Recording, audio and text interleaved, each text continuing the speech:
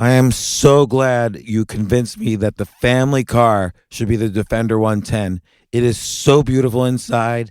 It's so comfortable, and it just feels indestructible. Yes, it really is. I've been waiting a long time for the new model to come out. The Defender 110, I'm telling you, it's my favorite car of all times. It's my third one. You know, I have stories of going off-road. The guy managed the group. He was like, what are you doing in this beautiful car? I'm like, I'm going off-road. He's like, are you sure? Because you can use one of ours. And then they look like Mad Max cars. I'm like, no, we're going to do this. And he was shocked. Wow.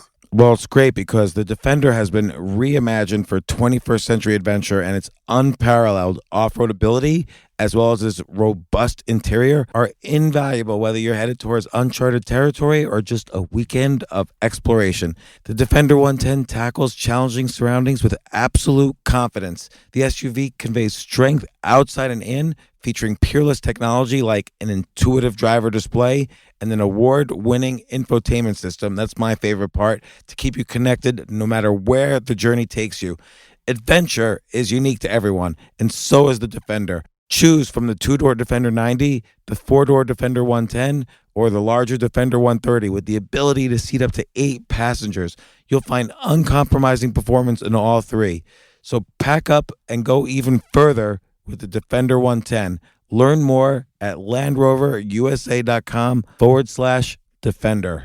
Sometimes it takes a different approach to help you unlock your true potential. Capella University's game-changing FlexPath format helps you learn at your own pace and fit earning a degree into your life. From before you enroll to after you graduate, you'll be supported by people who are invested in your success so you can pursue your goals knowing that help is available if you need it. Imagine your future differently at capella.edu.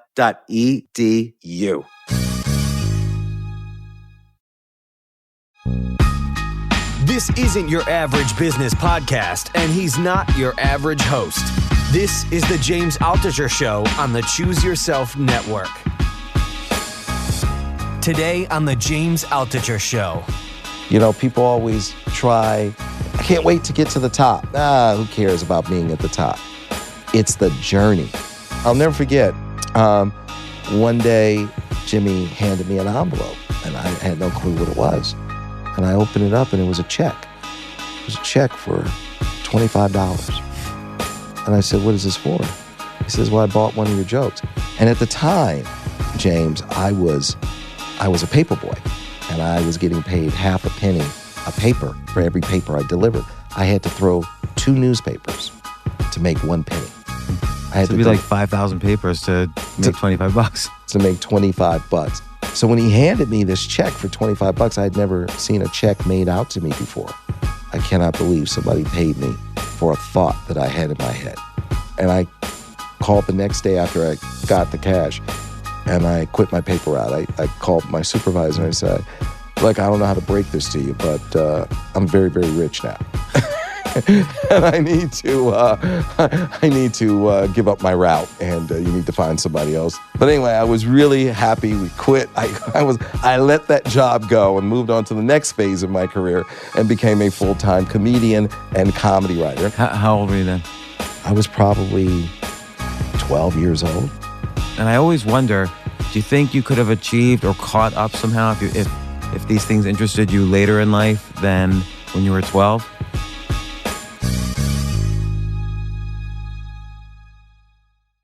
So sorry. Yeah, so sorry we're getting started late here, but hopefully you're not pressed for time. No, we're good. I say it's the first time in 10 years, 2 kids at home, really, really sick. So, but I'm glad I made it. So I hope they're better, and I hope you don't catch. No, I don't catch anything. All right. So go for it. Let's do it. Yeah, I'm so excited. I'm talking to Byron Allen. You know, there's so many different ways I can introduce you, so I'm just going to go backwards in time. But you recently bought the Weather Channel for $300 million. I can't believe I'm sitting here with the guy who owns I turn on the Weather Channel to see which storms are going to hit me. So now that's all your fault. I'm going to blame the weather on you. Just text me. I'll tell you.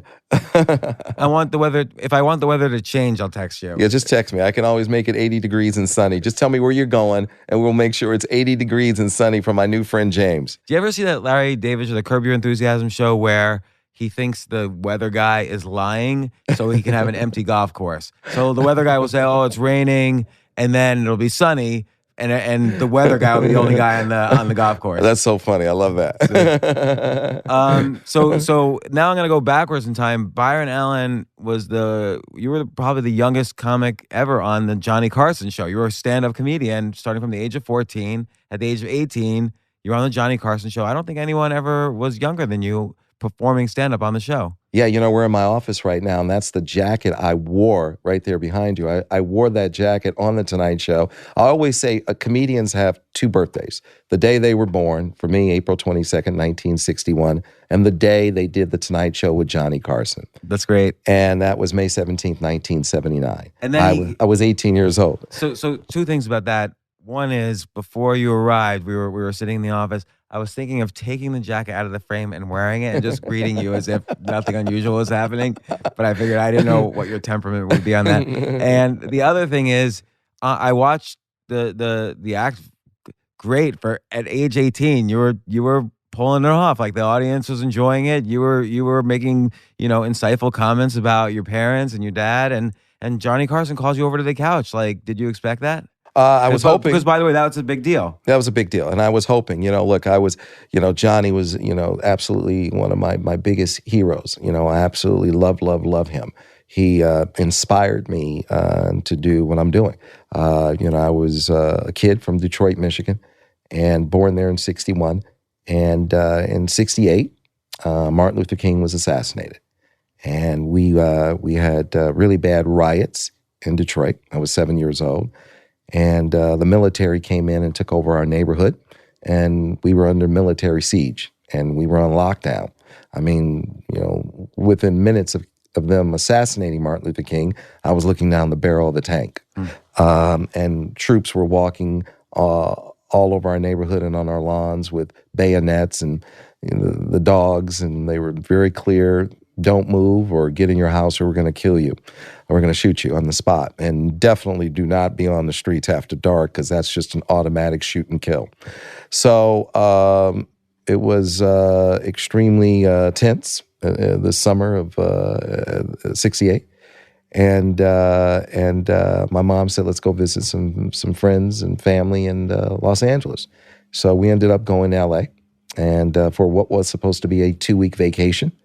And we ended up staying, and that was 50 years ago. And that really changed things for me and, where I was headed, which was fine. As a kid, I in Detroit in the 60s was a magical time and a magical place.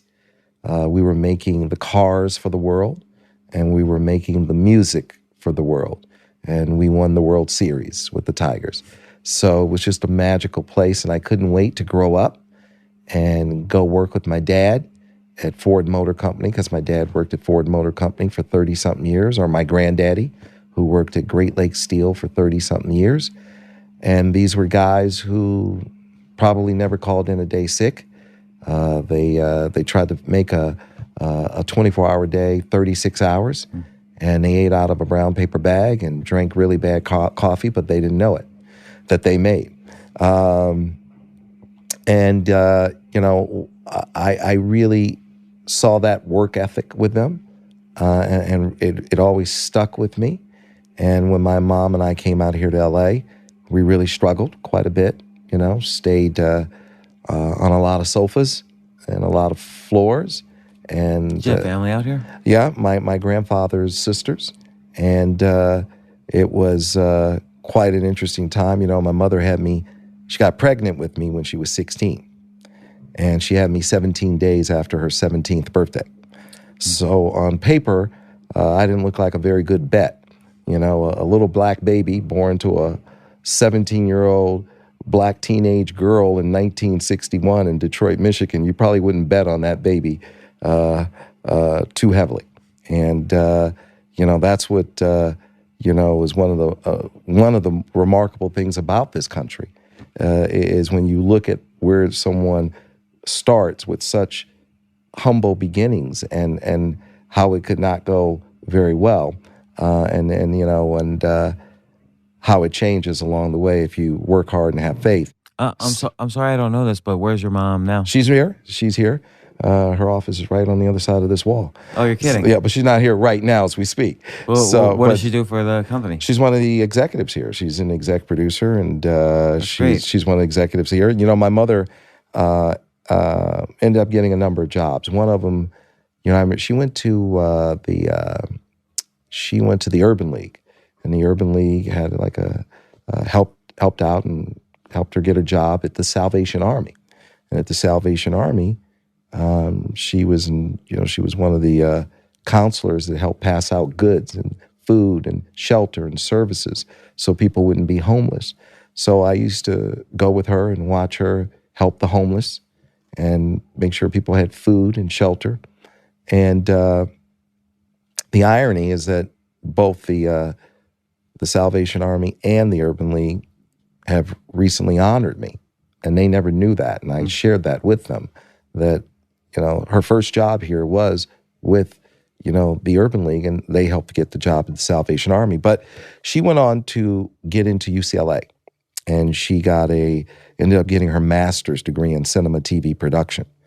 And because she was at UCLA and she was working on her master's degree, she went out to the entertainment industry to get jobs. And she went to NBC and asked for a job, and they said no. And she said, she asked, do you have an intern program? And they said no. And she asked a question, one of the most important questions that probably changed, it did change our life forever. She asked the question, will you start one with me? And they said yes. And so she got a job as an intern working for free at NBC. And because of that, she was able to get a job as a tour guide. And she then started giving tours of NBC. And, you know, I'm a young kid at this point. And so there's no such thing as childcare or nannies. That's not something I discovered until my wife and I had 3 kids. So I used to go to NBC with my mother after school and during the summer. And I discovered a whole nother world. Very different from the world that I was exposed to with my dad working at Ford and my granddaddy working at Great Lakes Steel, which is an amazing world. And I couldn't wait to put on a uniform and go make cars for the world or steel for the world. It was a different kind of factory. This NBC that I had discovered was a content factory. And I was a kid in a wonderland. I literally just hung out in the studios all day. And I would watch Johnny Carson do The Tonight Show. And then I walk across the hall and watch Red Fox do Sanford and Son. And then I would go down the hall and watch Flip Wilson do his variety show.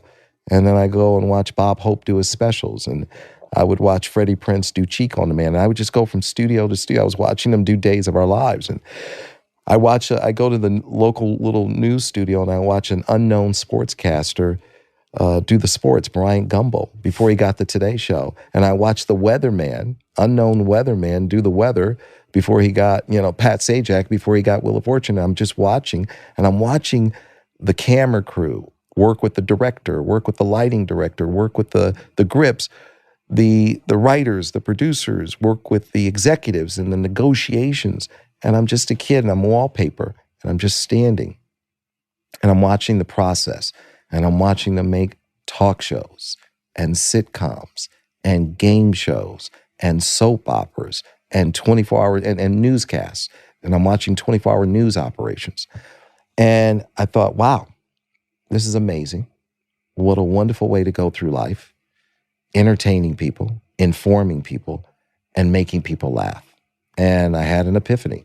And I remember the hair just went up on my arms. And I said, this is what I'm going to spend the rest of my life doing. And I don't care if I ever get paid 1 penny. I will do it for free. And I will sleep outside. And I will eat grass. But I will do this with my life. This is what How old were you then? I was probably 12 years old. You know, it's interesting how many people who are the peak of their profession got their first sense of immersion in that profession as a kid. So you look at so many different industries, but Richard Branson, obviously with music as a kid. I'm thinking back to various podcast guests we've had, like Gary Kasparov and chess as a kid. Tony Hawk. In this area was skateboarding as a kid. And I always wonder, do you think you could have achieved or caught up somehow if these things interested you later in life than when you were 12? Sure. Because at 12, though, your neurons are just wiring, so you became entertainment at the age of 12. Like your brain was wired for it. Yeah, I mean, I loved, just seeing how it worked. I loved the business. For me, it was immediately not show business show, because I was able to see that happen. I was walking down the hall and this young guy walks up to me and he's got this wonderful smile and he's just warm and he's engaging.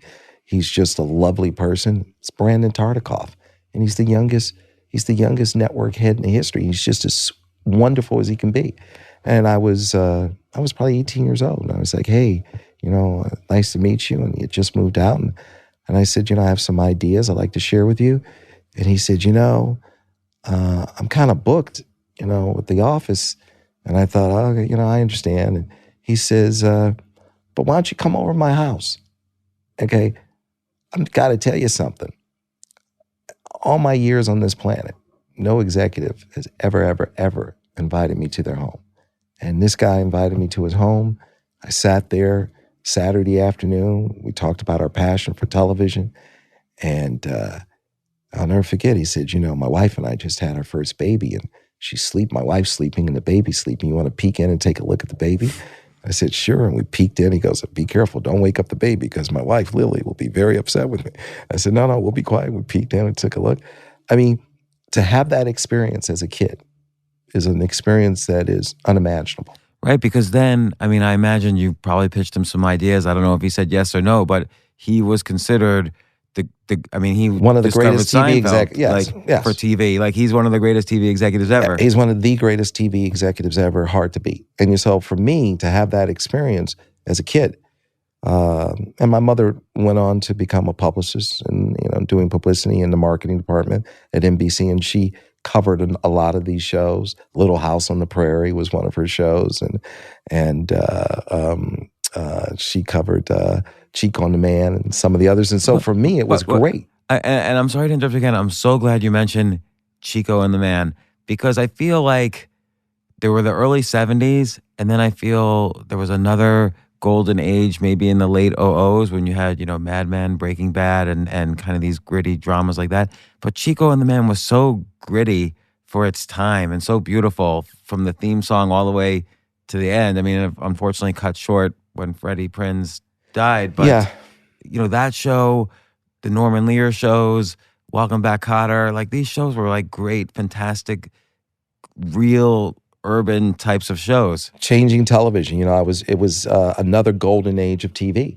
I'm hanging out at the studio with my mom and going to all these, studios and watching some of the best talent to ever work in television. I'm standing there and I'm watching Jimmy Comack do Cheek on the Man. And I'm watching Johnny Carson, I'm watching Flip Wilson, and I'm watching them write and edit and rehearse and trying to figure out how to. Richard Pryor is on the Flip Wilson show and they're doing a sketch. And then one summer, Gladys Knight, summer of 75, Gladys Knight had a summer show, Gladys Knight and the Pips summer show. And she had a comedian on. And he performed, and I knocked on the door and I said, sir, that was very funny, and I want to be a comedian like you. What exactly should I do? How do I become a comedian like you? And he says, well, first of all, thank you. And he says, you should go to the Comedy Store. And I said, the Comedy Store? He says, yeah, go there and perform. And I said, thank you. And I said, I'm going to be sure and watch your sitcom that you said you were going to have starting this fall. I go, what's the name of it again? He said, Welcome Back, Kotter. Wait, who was the comedian? And it was Gabe Kaplan. Oh my gosh! Yeah. And it was Gabe, and he was a young comic, and he was doing a Gladys Knight show. So I called the Comedy Store, and I said, "Hi, is this the Comedy Store?" And it's a Comedy Store. I said, "Okay." I said, "So what do you sell sight gags for, and pratfalls and punchlines? How much do they go? Do you charge by the pound?" And he said, "What are you talking about? This is the Comedy Store. It's not like a supermarket, you knucklehead, where you come and buy routines. That's like," he goes, "it's a club. It's where you come and you perform." And I went, "Oh, okay, it's a club, but you call it the Comedy Store. You might want to change the name, but I get it now. And so he goes, okay. I said, so how does it work? He goes, we have Monday night tryout nights, and you just come here and you go on stage and we see if we think you're funny. And then if you're funny, we'll bring you back, but come here on a Monday night. I go, okay, well, what time should I get there? He goes, we should get here as early as you can because people start lining up pretty early. So I said, no problem. So the next Monday, I go there and I get there at 9 a.m. And I'm sitting there on the curb at 9 a.m. I'm the only one there. And it's not opening till like what? It's 5? not 7 o'clock. Then they open at 7 o'clock. And I'm sitting there on the curb at 9 a.m. and just watching cars go by and trying to figure out, what am I going to say tonight? So I'm sitting there and then about 2 o'clock, a guy shows up and he sits next to me and he's waiting too. And it turned out to be Jamie Masada, who started the Laugh Factory years later. So it's all these comics who just show up and we're just kind of sitting there. And then finally the door was open. And the door opens and there's this woman sitting at the front door. And her name is Mitzi Shore. And she's the owner of the Comedy Store. She had gotten it out of a divorce from Sammy Shore, Pauly Shore's dad. And Sammy is a comedian. And he made some good money going on tour as Elvis Presley's opening act. And she was the receptionist at the agency that represented Sammy Shore. So he goes to see his agent. He meets this beautiful young lady, and it's Mitzi, and sweeps her off her feet, and marries her, and has 4 kids. Pauly being one of them. They unfortunately get a divorce, and she gets the Comedy Store, and she takes it to a level that no one could take it to. And by the way, kind of the inspiration for I'm Dying Up Here on Showtime, the show on Showtime. Absolutely. And you got it. So I go, and she's sitting there at the front door, and she sees me, and she's like, "How old are you?" And I said, "I'm 14 years old, ma'am." She goes, "You can't be in here. I'm going to lose my liquor license." And so I said, "Well, I certainly don't want you to do that, ma'am." And she goes, "I tell you what, you just stay outside in the back, out there in the back. Don't let anybody see you. You just stay in the back. And when it's time for you, I can put you on. I'll have somebody come get you, and you run to the stage. You do your routine, and then you leave. Do not hang out." I go, "Okay, no problem, man. I'll go, and I'll just do my routine, and I'll leave." And she goes, Here's some drink tickets," because she paid us with drink tickets. He goes, "Here's 2 drink tickets. Do not get any alcohol with this. You just go get soda pop." And I said, "No problem, ma'am. I'll just drink soda pop." So I would stand in the back of the Comedy Store, and the comics would get upset with me. They go, "Don't lean on my car. Get off my car." So I would just basically stand around from like 9 a.m. until 8 o'clock at night. I'd just stand straight up. I couldn't lean on anyone's car. And finally some guy comes in and goes, "Mitzi's ready for you to go on stage, and run in there and do it and come on out." And so I go, "No problem." And then they say, "Byron Allen." I ran to the stage and I do my 5 minutes, and then I ran out. And, I was like, wow, I don't know what just happened, but man, I'm glad she didn't lose her liquor license. And so I come off stage, and this guy comes up to me, and he goes, "Hey," he says, "that was funny." I go, "Okay, thank you. That was the intent." He goes, "Who wrote that?" I go, "I did." He goes, "Okay." He goes, "That's really good." He goes, "My name is Wayne Klein." I go, "It's nice to meet you, Wayne Klein." He goes, I'm a comedian and a writer." And he goes, "I may know somebody who wants to write with you. Are you open to writing with other people?" I go, "Sure." He goes, "Can I get your phone number?" I go, "All right, here's my number." So I said, "Nice meeting you, Wayne Klein." He goes, "Nice meeting you, Byron Allen," right? We kind of go our separate ways. Next thing you know, I get a phone call. The phone rings. And this guy goes, "Can I speak to Byron?" I go, "Speaking." He goes, "My man Wayne Klein says you're funny. And if my man Wayne Klein says you're funny, then you're funny." I go, "Okay, I remember Wayne. Tell Wayne I said hello." I go, "Who's this?" He goes, "This is Jimmy J.J. Walker." I go, "Hey, how you doing?" This guy's the hottest comedian on the planet. He's Probably the first comedian cast in a sitcom, right? Good Yes. Times. I don't think there's maybe Red Fox was around the Yeah, cast also. That's around a the same good time. point. I'm trying to think. Yeah, I'm sure that. Well, I mean, in a sitcom, you got me thinking. Because Bob Hope and Milton Berle, they had variety shows, but I'm sure there was some comedian doing sitcoms, right? But he's hotter than hot. It's the '70s. Good Times is just like he's amazing, right? Superstar, Jimmy Walker. Like I cannot believe I'm honored. He calls me. He goes, yeah. So my man Wayne and me and my guys who write every Tuesday and Thursday at my place wanted to see if you wanted to come and write with us because my man Wayne Klein says you're funny. So I said, yeah. He goes, you want to come over and write with us? I go, yeah. Let me go ask my mom. He goes, and I heard him go, he has to ask his mom. So this dude in the back was like at Jimmy's apartment because he had just called me at the end of a writer's meeting. He said, he's got to ask his mom, what is this all about? And one of the writers was like, hey, tell his mom not to worry. We'll have cookies and milk for him. And I'm like, oh, my God, who's that smart aleck? But anyway, I asked my mom. My mom says, yeah, I can go. She takes me over there. And he lives on Sunset. At that point, he lived on Sunset by that little hamburger restaurant that's a train. It's a train cart, right, on Sunset.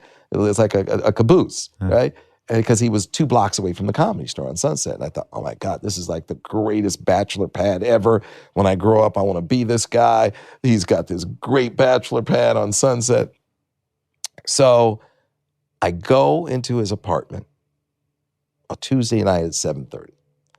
And sitting in Jimmy Walker's apartment is Wayne Klein, Marty Nadler, who went on to write and produce Laverne and Shirley and Happy Days, Jay Leno, who was sleeping in his car off the 405 freeway, David Letterman, who had just come out from driven out from Indianapolis in a red pickup truck or an orange pickup truck, I don't know.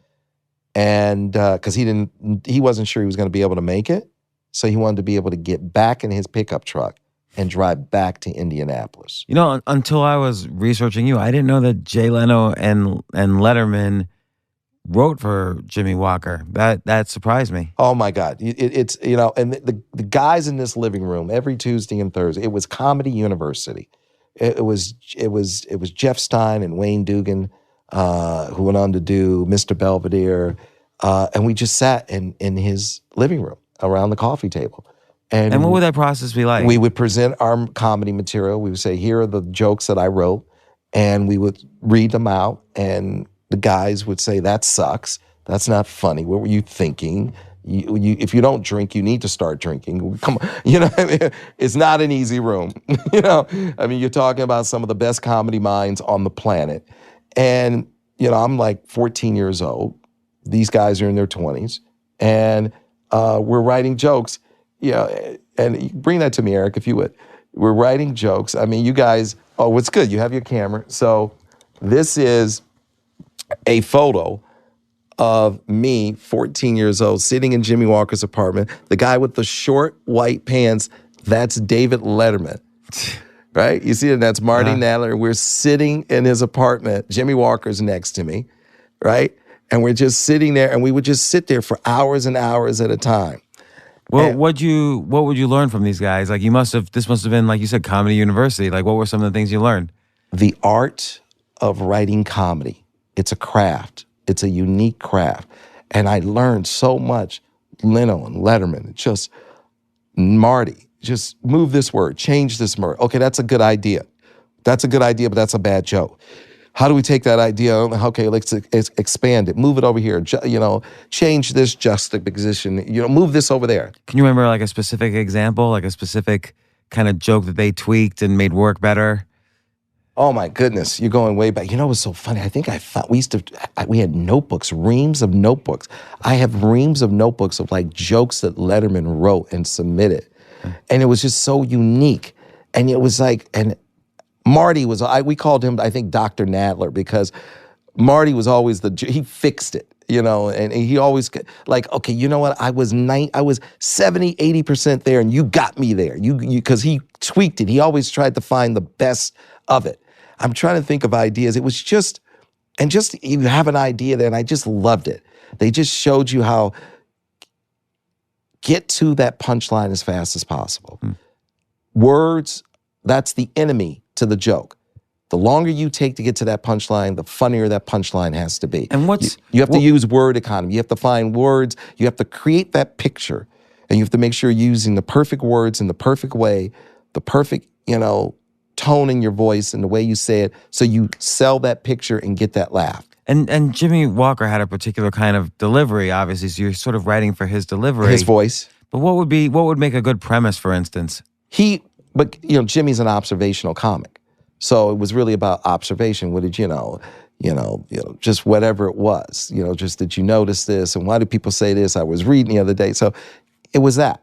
And it was just one of the best experiences ever. People always try, I can't wait to get to the top. Who cares about being at the top? It's the journey. I mean, some of my greatest moments, not buying the Weather Channel. I mean, that's a great moment. That's history. I'm the third owner of the Weather Channel, right? But I wouldn't trade being in Jimmy Walker's living room with David Letterman and Jay Leno and Marty Nadler and Wayne Klein and learning how to write comedy, which is one of the greatest gifts ever. That was just a remarkable time for a 14-year-old kid. And each of them probably had their own skill set. Jay Leno's sort of classic premise punchline. Letterman is a little bit more snarkiness in his jokes. Was that? And by the way, it was then? That smart Alec who told Jimmy not to worry, we'll have cookies and milk for him. That was David Letterman. That's funny because I was really annoyed. I wanted to know who was that, and it was him. Oh yeah, we got some cookies and milk for you. Oh my God, these guys were the best thing that happened to me, but let me tell you, there was a brutal period there, but I love them. I just love them. And Jay was just every man, right? He was just he just made it so easy and every man, just very relatable. Jay was really good at editing our material and enhancing, and just really appreciated that time with them. It was just one of the best times. And I'll never forget, one day after the meeting, Jimmy handed me an envelope, and I had no clue what it was. And I opened it up, and it was a check. It was a check for $25. And I said, what is this for? He says, well, I bought one of your jokes. Jay and Dave were getting $200 a week. They were on staff. That's what they got paid, $200 a week. I didn't make staff. I got $25 a joke. And I asked Jimmy, I said, can I get on staff? He goes, no. He goes, you don't need to be on staff. Those guys they got to pay their bills and blah, blah, blah. He goes, but you can make more than them. Just sell me 10 jokes a week. I never sold him 10 jokes in a week, but I sure did try. So he was paying me $200. He was paying me $25 a joke. And at the time, James, I was a paper boy, and I was throwing the Herald Examiner. And I was getting paid half a penny a paper for every paper I delivered. I had to throw 2 newspapers to make 1 penny. I had to be 5,000 papers to make $25. It was 5,000, 50,000 papers or whatever it was to make $25. Let's stop to take a quick break. We'll be right back.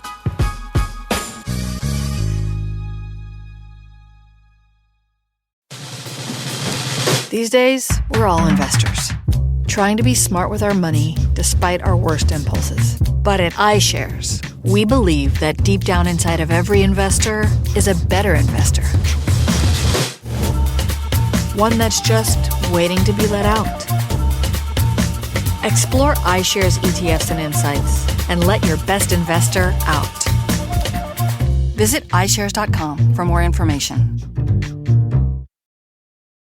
You know what I love about fantasy sports is that even though I'm not going to be a great basketball player or a baseball player or a football player or whatever, I feel like I get to participate and make decisions and use my knowledge of these different leagues or these different sports to compete.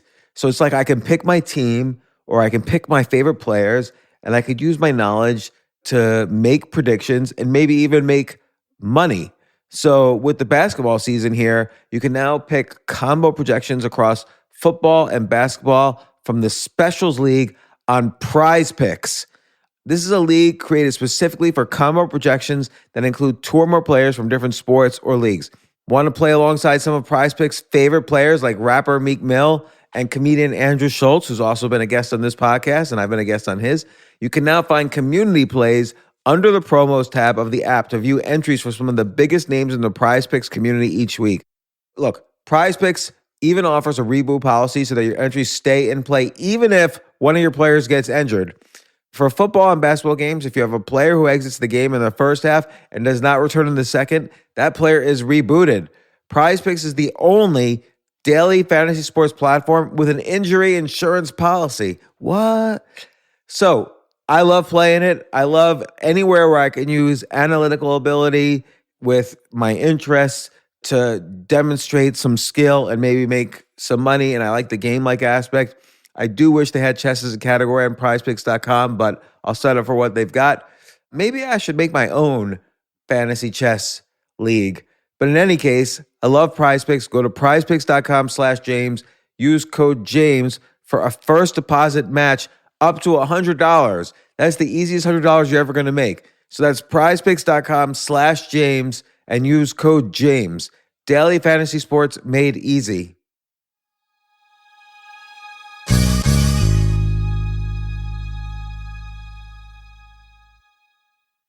The future of learning is definitely online. Like, it's such BS that you have to spend $200,000 or take $200,000 in loans and go to some fancy school when it's useless. It doesn't guarantee you a job.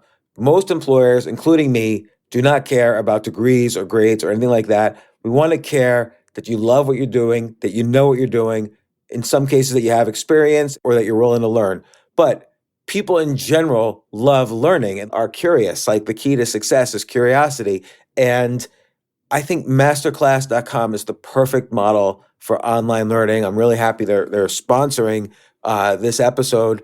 If you're going to give a gift, give the gift of learning. Masterclass makes a meaningful gift this season for you and anyone on your list, because both of you can learn from the best to become your best, from leadership to effective communication to cooking.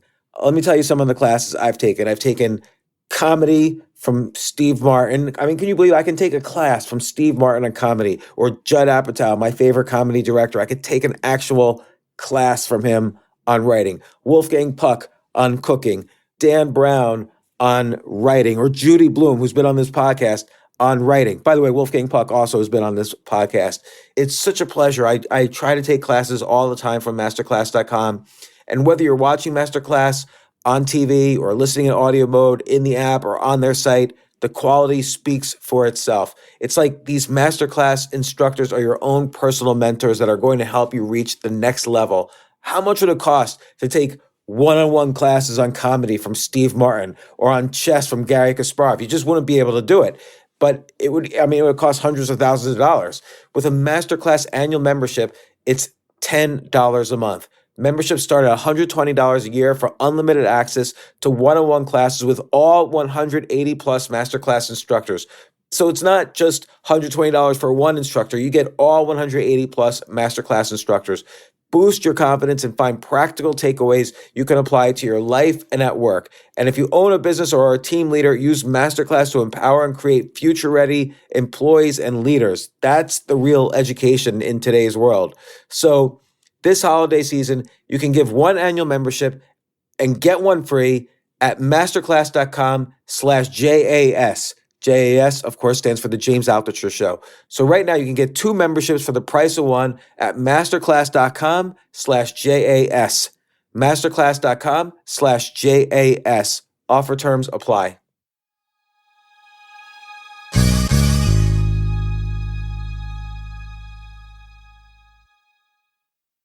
So when he handed me this check for $25, I had never seen a check made out to me before. And I was like, what is that? Went to my mother, I go, what is this? She goes, it's a check for $25. And I said, what's going to happen now? She said, you're going to take it to a bank and you're going to cash it and they're going to give you $25 cash. And I said, then what happens to the check? She says, they're going to send it back to Jimmy. I said, I don't want to cash it. I want to keep it. I cannot believe somebody paid me for a thought that I had in my head. She says, well, you can cash it and then ask Jimmy to give you the check. I go, is that right? She goes, that's right. So I open a bank account at Bank of America on La Brea and Wilshire. And I walk in and I open an account and I say, I'm here to open an account and I need to deposit $25. So I open the account. They send the check to Jimmy. He was at Crocker Bank. I remember it. And I have a copy of the check. I'll show it to you. And I said, I'd like to get the check back if I could, please. And he said, okay. And like a month later, he gave me the check and I framed it. And it's always with me. I have it somewhere right over here. And that was it. And I could not believe somebody gave me and I called the next day after I got the cash and I quit my paper route. I called my supervisor and I said, look, I don't know how to break this to you, but I'm very, very rich now. And I need to give up my route and you need to find somebody else to deliver these papers. And it was the worst route. I had little old ladies that were complaining. I didn't get it on the porch. I got it on the step. And you'd have to collect, right? Oh yeah, I had to collect. I had dogs chasing me. It was like, it was not one of the highlights of my life. I was a paper boy as a kid, but it was it wasn't as hard to collect probably in my neighborhood as your neighborhood. Oh yeah, I had to collect. It was not easy, and just the collection didn't bother me as much as I cannot believe I got 3 calls to my supervisor because I had to. They were like, you have to get it on the porch, not the step. I mean, there were people. I had to get off my bike, put down my kickstand, get the paper, walk over to the porch, put it on the porch, and then get back on my bike and get away from their pit bull. It was just not fun. But anyway, I was really happy we quit. I let that job go and moved on to the next phase of my career and became a full-time comedian and comedy writer. And I just kept doing stand-up and kept writing. And the second time. So when you were doing stand-up, like, Mitzi, she liked what she saw. Were you doing the comedy store? I was doing the comedy store. Mitzi was putting me on regularly. You're like in the show, I'm Dying Up There, the little kid who started, I don't know if, I forget, it was like the end of the first season. This little kid starts going up there. He starts doing stand-up. Yeah, I'm up there. I'm going on regularly. And I'm also performing at the Improv. Now, the first time I got a check to perform, I go, I'm in high school and Bud Friedman comes up to me and he goes, what are you doing New Year's Eve? And I said, nothing. I'm like 16, 17 years old. What do you think I'm doing New Year's Eve? Homework, right? He goes, okay, I'm going to put you on stage New Year's Eve. I go, wow, that's really cool. That's really big. It's a big deal. I'm going to do the Improv New Year's Eve. So I performed New Year's Eve. And next thing I know, like a month later, Bud Friedman walks up to me and hands me a check. I go, what is this for? Because we performed for free. For the first 4 or 5 years of me doing stand-up, I performed for free. I never got paid a penny. And I was in shock. He goes, well, you perform New Year's Eve, and I pay comedians for performing on New Year's Eve. I go, wow. So I cashed the check, and then Bud gave it back to me. And those are the 2 checks I always keep with me. The first check I got from Jimmy Walker for writing for $25, and the first check I got from Bud Friedman for performing for $25. And that's when I knew, you know what? I can actually maybe pay my bills in this business. I don't have to be, I don't have to do it for free for my entire life. And there's that expression, or not expression, there's this idea that it takes 10,000 hours to achieve mastery in something. And it's kind of like by the time you were 18, you had put in your 10,000 hours, like hanging out with Jay Leno, David Letterman, Jimmy Walker, performing at the store, the Improv. These are huge things for someone, for a teenager. I'm the luckiest person on planet Earth. I'm blessed. Jealous. I'm so blessed. Like I said, when you look at that little black baby in 1961, that wouldn't have been your bet. I am so fortunate. It's. And I see when your first appearance was on the Carson Show when you were 18, I see. You go out there, you're confident, you're expressive. You got them laughing 3 times in a row first before you got them to like you. Before you started in really, and then you're expressive. Adults say the funniest things, but you're like really, right. You knew what you were doing. It's easy to see. Yeah, I learned early on just watching Johnny Carson and Bob Hope.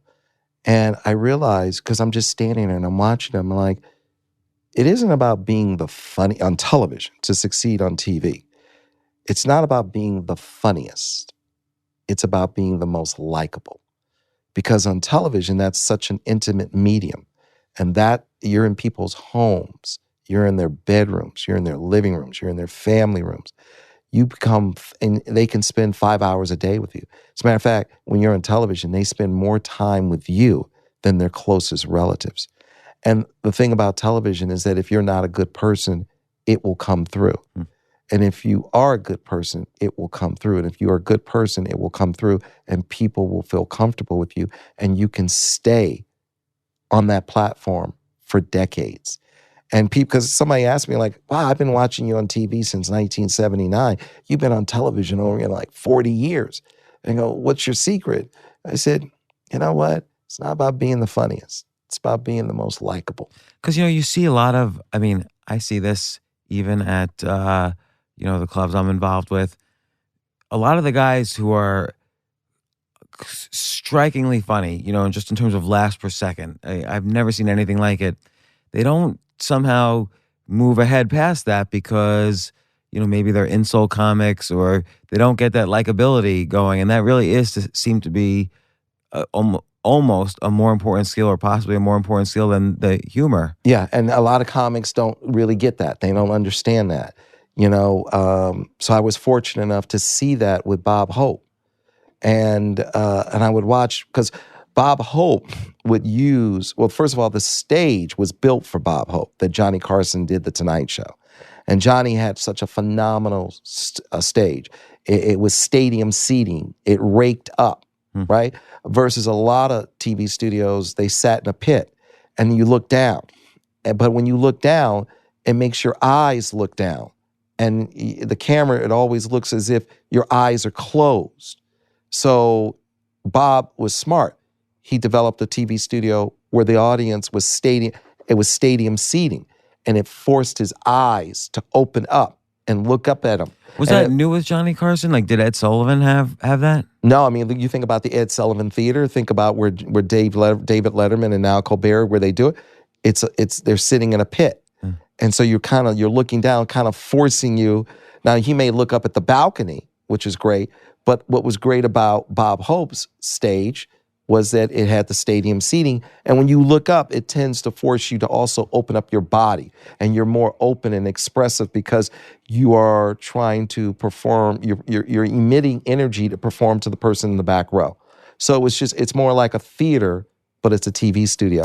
And the way That's so interesting. Because I've performed myself in both types of stage setups, and you're right. I've enjoyed much more when the seats are sloping up because you're emitting more energy and you're performing up to them and you're opening up to them. And Bob Hope built this wonderful stage, and so he, when Johnny would tape his show, and Bob Hope would have a special, and he had a special every quarter. What he would do is he would use Johnny's audience. Right? Now remember, the stage is really Bob Hope. That's who it was built for. And he always had his specials. But what they would do is they would bring the drapes down from the top of the building. They just lower his drapes down, bring Johnny's drapes up with the multicolor drapes, and they would just bring down Bob Hope's drapes. And you didn't realize it was Johnny Carson's stage. And Bob would stand there in front of his drapes, not Johnny's, use Johnny's audience right after Johnny finished taping his show. And he would do his 10-minute monologue that would be his special, opening for his special. And he had the audience in place, and he was able to go record his monologue for $5. It didn't cost him anything. Bring the drapes down, tape the audio. He didn't pay for anything, and they just recorded it and handed it off to Mr. Hope. Business show, not show business. I remember watching Bob do these monologues, and I remember thinking, that was cute. It was funny. It wasn't the funniest. And this is no disrespect to Bob Hope because I loved him. But he was the most likable. And that's why he was on television all the decades. What do you think, what was the what was the skill that he cultivated for likability? What did you Just a see good as guy. likable? Just a good guy. These, Jay Leno, David Well, like some Letterman. people could cultivate it by being self-deprecating right away. They were just good guys. They just wanted to make you laugh. Jay Leno, David Letterman, they're good guys. These are good guys. These are really, they just want to make you laugh. They're just good guys. Well, it's like, again, on your, I keep calling back to your first time on Carson. You come up there, and I noticed you were likable without being self-deprecating. You were just, how you guys doing? You were clapping your hands with them. Thank you. You were like, how many of you have a parent? Yeah. Like, that was funny, but it's likable because you're so young. It's like almost like this naive question, but it's a funny question. Everyone has a parent, and everyone's starts clapping at that. And I think that was my second Tonight Show. We got to make sure you see our first one. Yeah. I want you to see the first one. Look, I was really fortunate. I kept doing stand-up, right? And I'm writing. I called Jim McCauley, who was the talent coordinator for the Tonight Show. And I said, I would really like for you to take a look at me and make sure that I'm on track to maybe one day be on the show, maybe 5 years from now, 10 years from now. That's a technique. Not to say, how do I get on the show or can I come on the show? You were asking for advice. And I was asking to make sure I was going in the right direction to eventually get there maybe 5 or 10 years from the moment I called him. And I just wanted to make sure I was heading in a direction that would be appreciated and supported. And he said, okay, where are you going to be? And he came and looked at me. I said the Improv, and he came and looked at me at the Improv. And it went well. And I got a call like a month or two later from him. He said, I want you to do the Tonight Show with Johnny Carson. And I went, whoa. And I was 17 years old. And I told my mother, I said, I just got an offer to do the Tonight Show with Johnny. And she said, what are you going to do? And I said, I'm going to turn it down. And she goes, why? I said, because I'm 17 years old. And this is a marathon, not a sprint. And when I do it, I want to make sure that I'm excellent when I'm given the opportunity. And I'm gonna turn it down. And she said, okay. And so I called him up and I said, thank you for the offer. I'm 17 years old. I'm not ready. I want to at least make sure I'm going to get out of high school. And I'm going to get accepted into SC Film School. I wanted to go to USC Film School. I ended up going to USC Film School. And I said, I want to make sure I'm going to get out of high school. I'm going to get into college. And I just want to get some things off my plate. And so he said, I understand and I respect that. So I turned it down when I was 17. But where did you think, it's a lot of self-awareness. Where did you think you were missing skills that you couldn't go on the Tonight Show? My plan was to do well, get offers, and be able to accept those offers. And I was 17 and I was still in high school. So if I did well and I got offers, I couldn't accept them. Business show. And I just wanted to take my time and grow to it. So I ended up doing it 2 weeks before I graduated from high school. I was 18. And that was transformative for me. And I said, this is perfect. This is I'll have a tape that will help me get booked into comedy clubs so I could play comedy clubs in the summer and pay for my college tuition through USC, because obviously we didn't have the money for that. And I figured this was my plan to pay for my college tuition by doing the Tonight Show at 18. I thought it might help me get a date to the prom as well. So did it? Barely, but yes, last minute I barely made it. It went very well. I remember, throughout the years, I made it a point of hanging out in the parking lot and waiting for Johnny Carson to pull onto the lot. And he pulled onto the lot in his white Corvette like clockwork. Just like my dad or my grandfather would clock in at Ford or Great Lakes Steel, he would clock in at NBC at 2 o'clock. You could turn your head to the right and you would see, if you looked at if your watch at 2 o'clock, turn your head to the right, you would see that white Corvette pulling onto the lot. And he would pull into parking space number 1, and he had a little pep in his step. He loved what he did. And I would be near there, and I would say, in the summers mainly, I'd say, hello, Mr. Carson, good to see you today. That was a great show last night. And over the time, he got to know me. He goes, thank you, Byron. Thank you. Really appreciate it, young man. All right, Mr. Carson, have fun tonight. So I would have these little conversations with him over the years. And he saw me, and I got to know him. And I just stayed in the background. Hello, Mr. Carson. And he got to know me by name. So I'm standing there behind the curtain, and I'm joking around with the guys and the crew, the set, and they know me. Everybody knows me because I'm standing. I mean, I would go and I would stand on his spot after because he would tape the show from 5:30 to 6:30. At 7 o'clock, that studio was empty. He was back in his white Corvette at 6:45 and driving back to Malibu. And it was literally, and I would stand there on his spot and I would read his monologue because he put his monologue on a board that went across the length of the studio.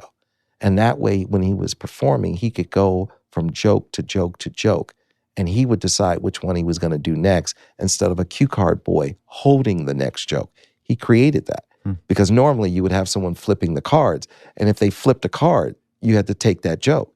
He took all the jokes and put them on a board and had them go across the length of the studio. So he could go from joke 1 to joke 8, back to joke 2, from joke 2 to joke 9, back to joke 3. He could edit while he was standing there because he was feeling the audience and reading the audience as he was performing, like a heavyweight fighter in the ring.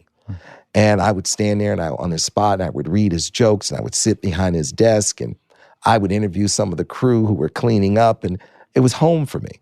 So I'm standing there behind the curtain, and I'm joking around with the guys, and all of a sudden, it just a serious look came on their face.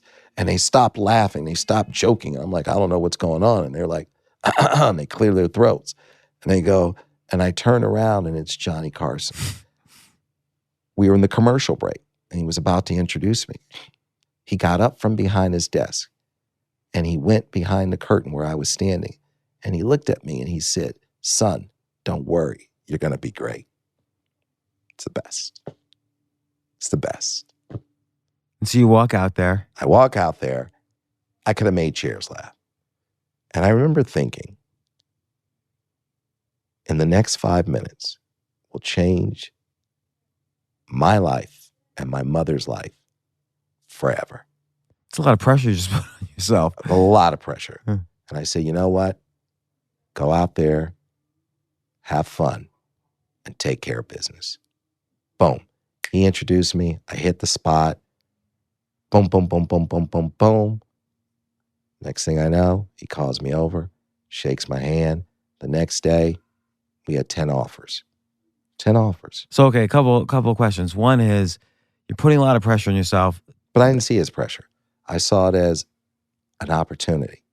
But I think that's a mindset. A lot of people would see it was it as never pressure. It was an opportunity. The pressure is not having the opportunity. You have 7 billion people on the planet.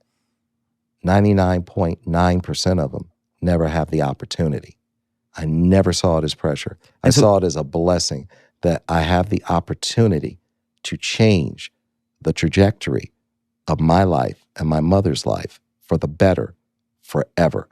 Because there were days, I remember, we worried about food. I tried to get a job when I was 10 years old, boxing groceries. And they said, how old are you? I said, I'm 10. I said, you can't work here. I said, putting groceries in a bag? I said, this guy's 18. He just put eggs at the bottom of the bag. I would never I'm 10 years old. I know not to put eggs at the bottom of the bag. My grandmother taught me that.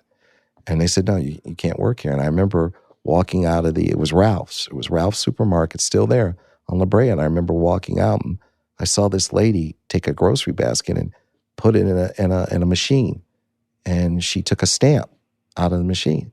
And I said, what is that? She said, well, if you bring in you bring your basket, they give you a stamp. And when you get 100 stamps, they give you $1 worth of food. So I went in the parking lot, and I gave myself a job, and I collected grocery baskets, and I kept putting stamps in the machine, putting baskets in the machine, and I would come home with $10 worth of food for my mother and I to eat. So I never saw it as pressure. I saw it as an opportunity. I saw it as a blessing. So even given that, though, then you said, I went out there and I had fun. Was it hard to have fun in this very first experience? And you knew how important it was? It was great. It was everything I had worked for. It was great. It was like, and I wanted Johnny to laugh. We had a great time. It went well. He had a great time. And we had a number of offers. Joan Rivers was sweet. She offered me a sitcom. I remember that. And I thought, wow, that's great. A fellow comedian. And God bless her soul. And one of them was this show. And you know, at the time, 79, we only had 3 broadcast networks, ABC, NBC, CBS. And out of 66 hours of primetime television, I'm very numerical. I love numbers. Each network had 22 hours. There were 66 hours. And I said, you know, this show is interesting to me because it's different from all the other shows. It's different from the other 65 hours of primetime television, this hour. What is this now? They said it's a reality show. It's the first reality show ever. And what's it called? It's called Real People. I said, out of all the offers that I have, this is the show I want because I think this show will work because it's different from the other 65 hours of primetime TV. They said, okay, wow, maybe you want to go with this sitcom or that. And we had some really good offers from really good, solid people. And I made the right pick. Real People ended up being the granddaddy of all reality shows, changed the face of television. I ended up, being one of the co-hosts, and that show sat there Wednesday nights at 8:00, and it went straight to the top 10, then top 5, and it was number 1, and it changed television. And I learned a lot working with George Schlatter. He was amazing, the toughest boss I ever had, and pretty much he was my last boss, and he was the toughest. And I learned a lot, and I watched him interact with talent and writers and executives and the network, and I learned so much. And the show was great because it took me all over America, and I really got to see America. It wasn't just LA and New York. It was little tiny towns, Coshocton, Ohio, and Waterloo, Iowa, and Bangor, Maine. And some of these towns, they didn't have a stoplight. They had one stop sign, and population, 500 people with some of these towns that I would go to. And I loved it because I really got to see America. I got to see how America lives and thinks and act. And it was an eye-opening experience for me because I was raised here in Los Angeles, and I was in a very diverse community. My community was one of the most diverse. I'm diverse. I went to Fairfax High, and everybody was at school with me. I didn't realize the segregation in America until I hit the road. And so did you find, first off, it sounds like this is kind of the beginning of almost your transition from performer to businessman. Yeah, you're involved in the production of a show, and I wasn't producing Real People, but I was, it was interesting. But mentally, you were kind of producing it. I'm seeing it firsthand, how it's executed, how it's produced. When I'm out there doing Real People, when I'm out there on the road, and I developed my own ideas on how I was seeing things done, and it was just great. It was the great experience for me was primetime network television live. The show is changing the face of TV. This is when I get to also, I'm hanging out and talking and learning from Brandon Tartikoff and George Schlatter and Fred Silverman.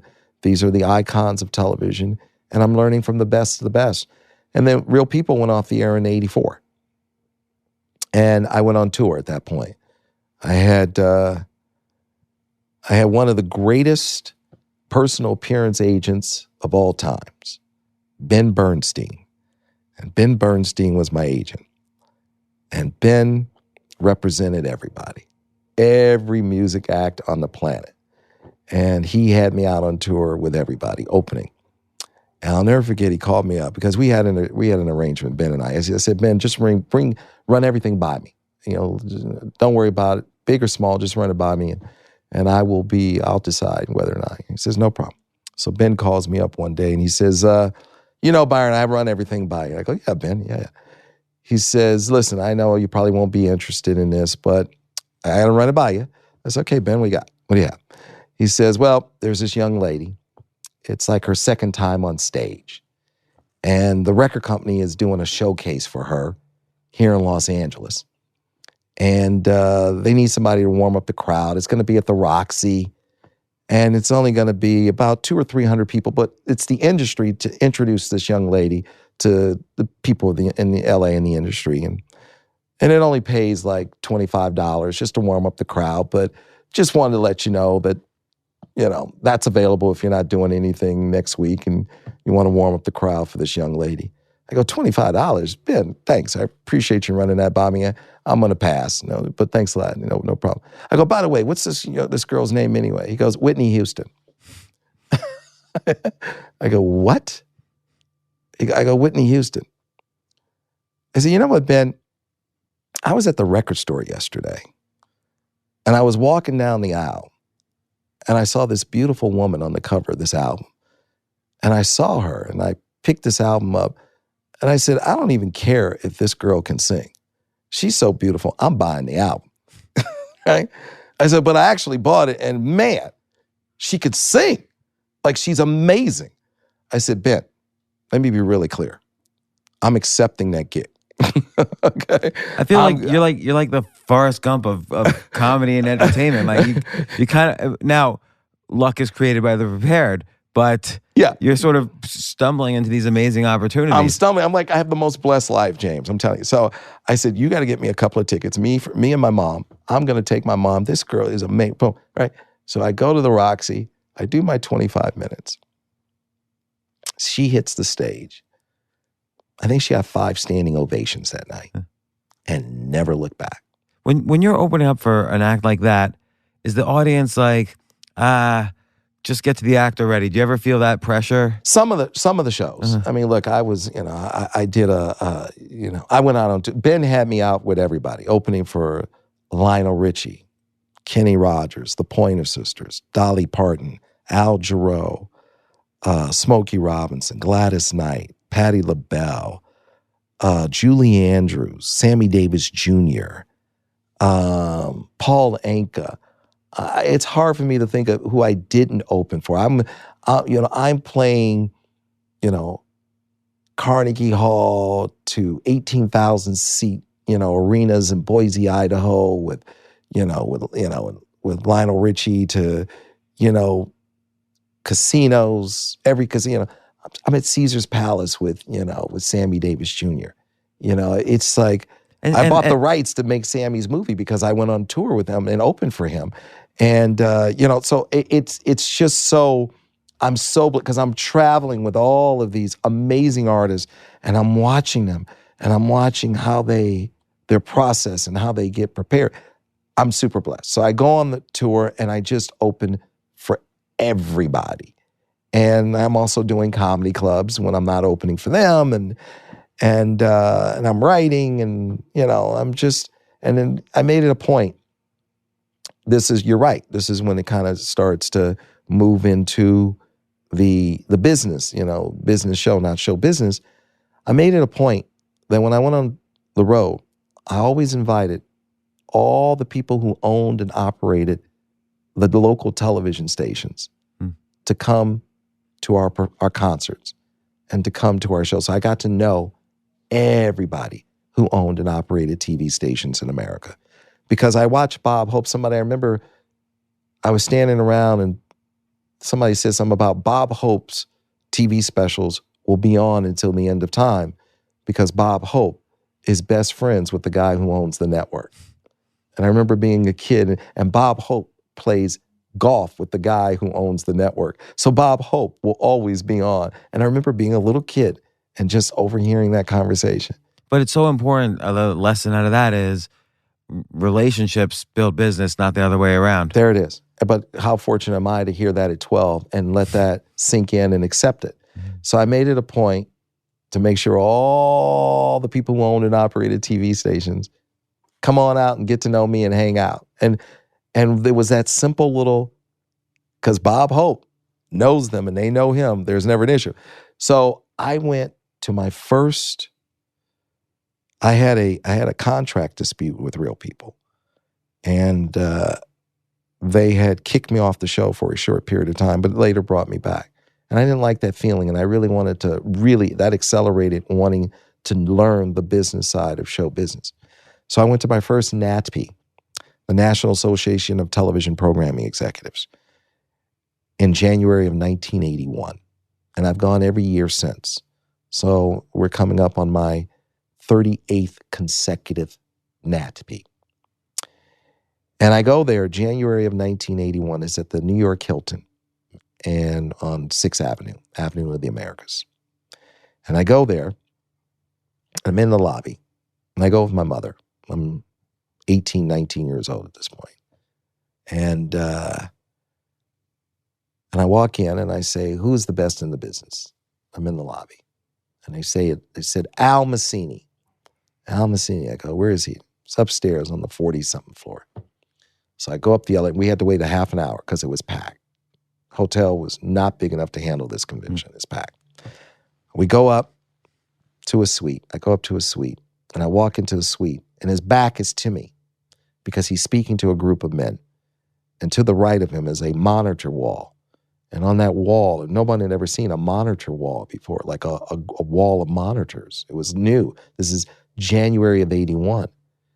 And on it was this clip talking about the show, and it was an interview with Burt Reynolds on the set of Smokey and the Bandit, the biggest movie star in the world, Burt Reynolds. And he's talking, and he says, listen, he goes, I've created this show, and he goes, and we have technology that's going to revolutionize the way we produce and deliver television going forward. He goes, it's called satellite technology. So what I'm going to do is I'm going to produce the show and shoot the show at 12:30. And then I'm going to put it on this satellite at 2:00. You are all going to take it off the satellite. They're like, Al, how are we going to take it off the satellite? He goes, I have a budget of $30 million. I'm buying all of you a satellite dish. It's the most expensive television show in the history of America. And I'm hearing him. And he's saying, he goes, you're going to have this satellite dish and you're going to pull it down. He goes, I'm pulling you out of the dark ages. Because up until this point, they used to bicycle tapes. So you would, if you've made a television show, you would send it to Chicago. Chicago make a copy and send it to Cleveland. Cleveland make a copy and send it to Columbus, Ohio. Columbus make a copy and send it to Philadelphia. So we were bicycling tapes. He says, no more bicycling tapes. I'm going to satellite it to you, and everybody's going to run the same show at the same time. And that is revolutionary, and we've moved into the next stage of television syndication. They said, okay, what's the name of the show, Al? They said he says, the name of the show is Entertainment Tonight. And I've got the biggest movie star in the world on the set, Burt Reynolds. Look at it. He's got it up on the monitor wall. And I watched him sell Entertainment Tonight, January of 81, and it came on the air September of 81. And I walked up. I said, Mr. Massini, my name is Byron Allen. It's nice to meet you. I said, I understand you're the best in the business. And he says, well, that's very nice of you. I said, I'm here to learn from you, sir. He says, oh, okay. I said, so where are we having dinner tonight? And he says, well, I'm going to dinner with some clients, taking them to an Italian restaurant. I said, save me a seat. So I go to the restaurant. He recognized me from Real People. I go to the restaurant, never left his side. He became like a second father. And I became like the son he never had. And he was just the greatest. He was such a good person.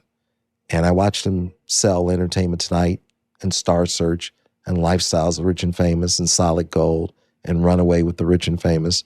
He did the first miniseries, A Woman Called Golda, about Golda Meir. He then did Hoffa. He was just magnificent.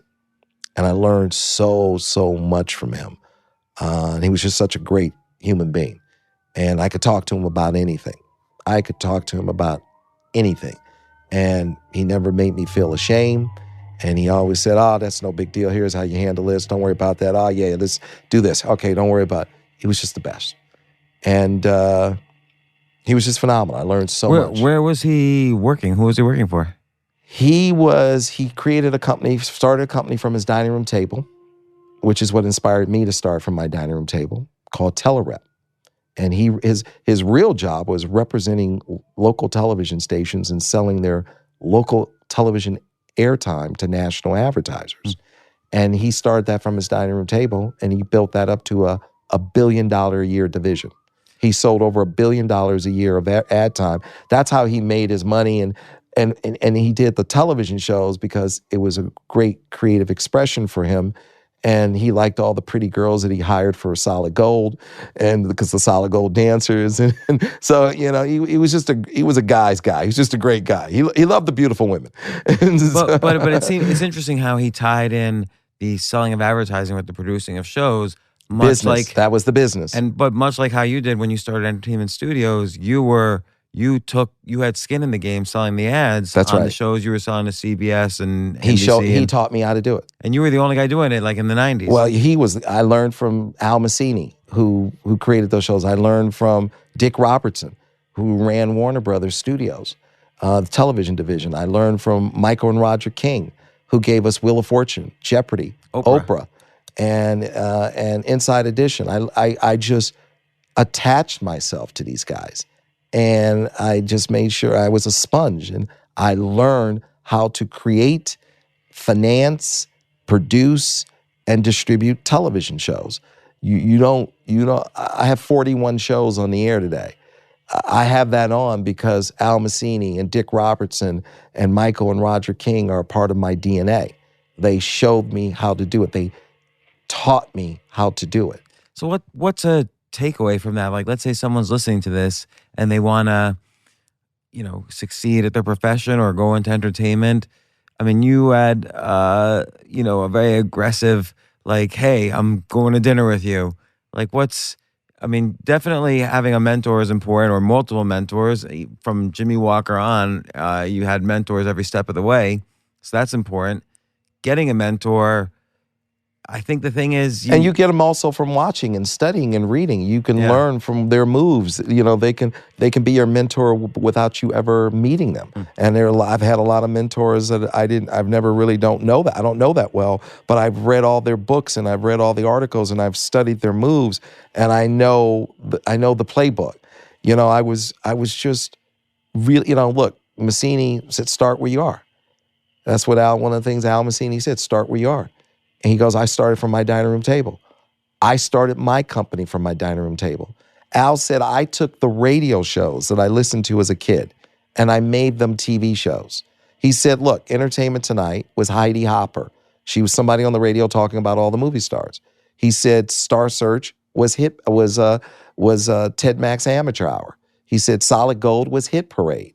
He took all the radio shows he listened to as a kid and he just made them visual. He made them TV. I took all the magazines that I would go and read at the magazine stand and converted them into TV shows. So I did the same thing, and I learned from him. I started from my dining room table.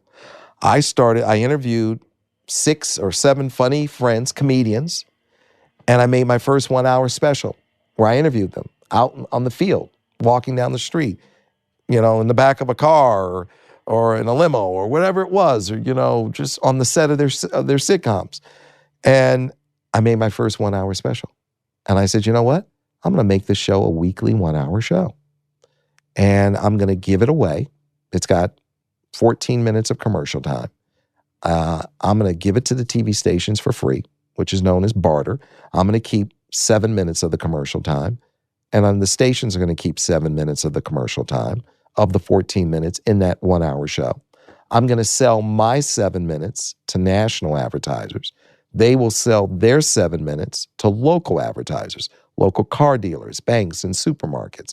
I'm going to sell my 7 minutes to Johnson & Johnson. So there's almost no risk to them. No risk. Because it's free. It's free. And I'm interviewing all these stars. They could cancel you anytime if you don't Get deliver. rid of him. He's out of here. And I'm going to sell my 7 minutes to Johnson & Johnson and Pepsi and McDonald's and General Motors. And that's right. So the hardest thing I've ever done, James, I said, Tribune said to me, if you get 80% of the country, we're going to give you a 400,000 lineup, right? Your footprint has lineup. We're going to give you a $400,000 advance and sell your advertising time. The $400,000 is so you can go into production, and then we're going to sell your advertising so you can stay in production. So I sat at my dining room table from sunup to sundown, and I called all approximately 1,300 commercial television stations, and I asked them to carry the show for free. A 1-hour show, interviewing the world's biggest movie stars, 14 minutes of commercial time. I keep 7 minutes, you keep 7 minutes. Literally, I got 50 no's from every television station in the country. And after about 40,000 plus no's, I was able to squeeze out about 150 yeses. And I got a TV station in every market from New York to Bangor, Maine. And that was my lineup. And it was a year. And I literally sat there from 6 in the morning till 6 or 7 at night, because that's when I couldn't reach TV stations much after 7 o'clock. And the 6 in the morning, I would start calling the East Coast. And then, when I got to about, 8 or 9 in the morning, I started calling the Midwest a little bit. And then I got in the afternoon, I started calling the West Coast stations. And I just swept the country every morning, Monday through Friday. And, I did that, and I literally wore holes in my chairs. And I'll never forget, my mother was doing my paperwork. I'll never forget, she would, if I got a sale done, she would put it on the clearance list. And so if I didn't have a TV station, markets 1 through 210, because there's about 210 markets, you put a TV station in each one, you sold it to them. So I would go chase down the holes, fill in the holes. And I noticed that she had not put in Wilkes-Barre, and I had gotten that done. I had gotten Wilkes-Barre done Saturday night at 11:30 opposite Saturday Night Live. So I called my mom and go, well, how come you don't have Wilkes-Barre, WHP, the CBS affiliate, on the clearance list? She goes, she starts shuffling around looking for papers. And I go, Mom, these deals are really too hard to come by. You got to have a better system. We cannot lose these contracts like this. She goes, no. She goes, I don't have it. I go, oh my goodness. So I call the guy. I call the guy back. I say, Bob, it's Byron. It appears as if my executive assistant has misplaced your paperwork. I want to see if I can get you to send it again. He goes, no. He goes, no. He goes, it's not going to happen. He goes, I know I told you I was going to give you the deal, but we're not going to do it. I go, what do you mean?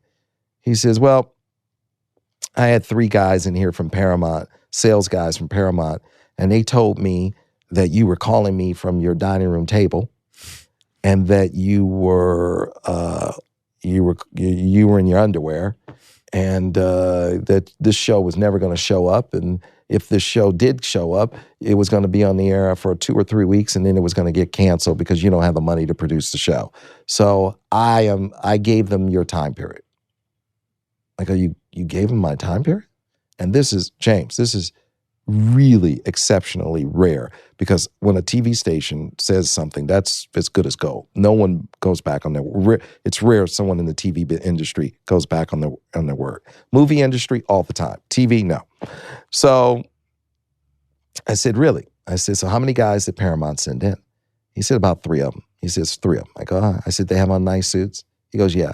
I said, did they have their initials on their shirts? He goes, yeah. He goes, yeah. I said, I know. They get paid a lot over there at Paramount. I said, listen up, Bob.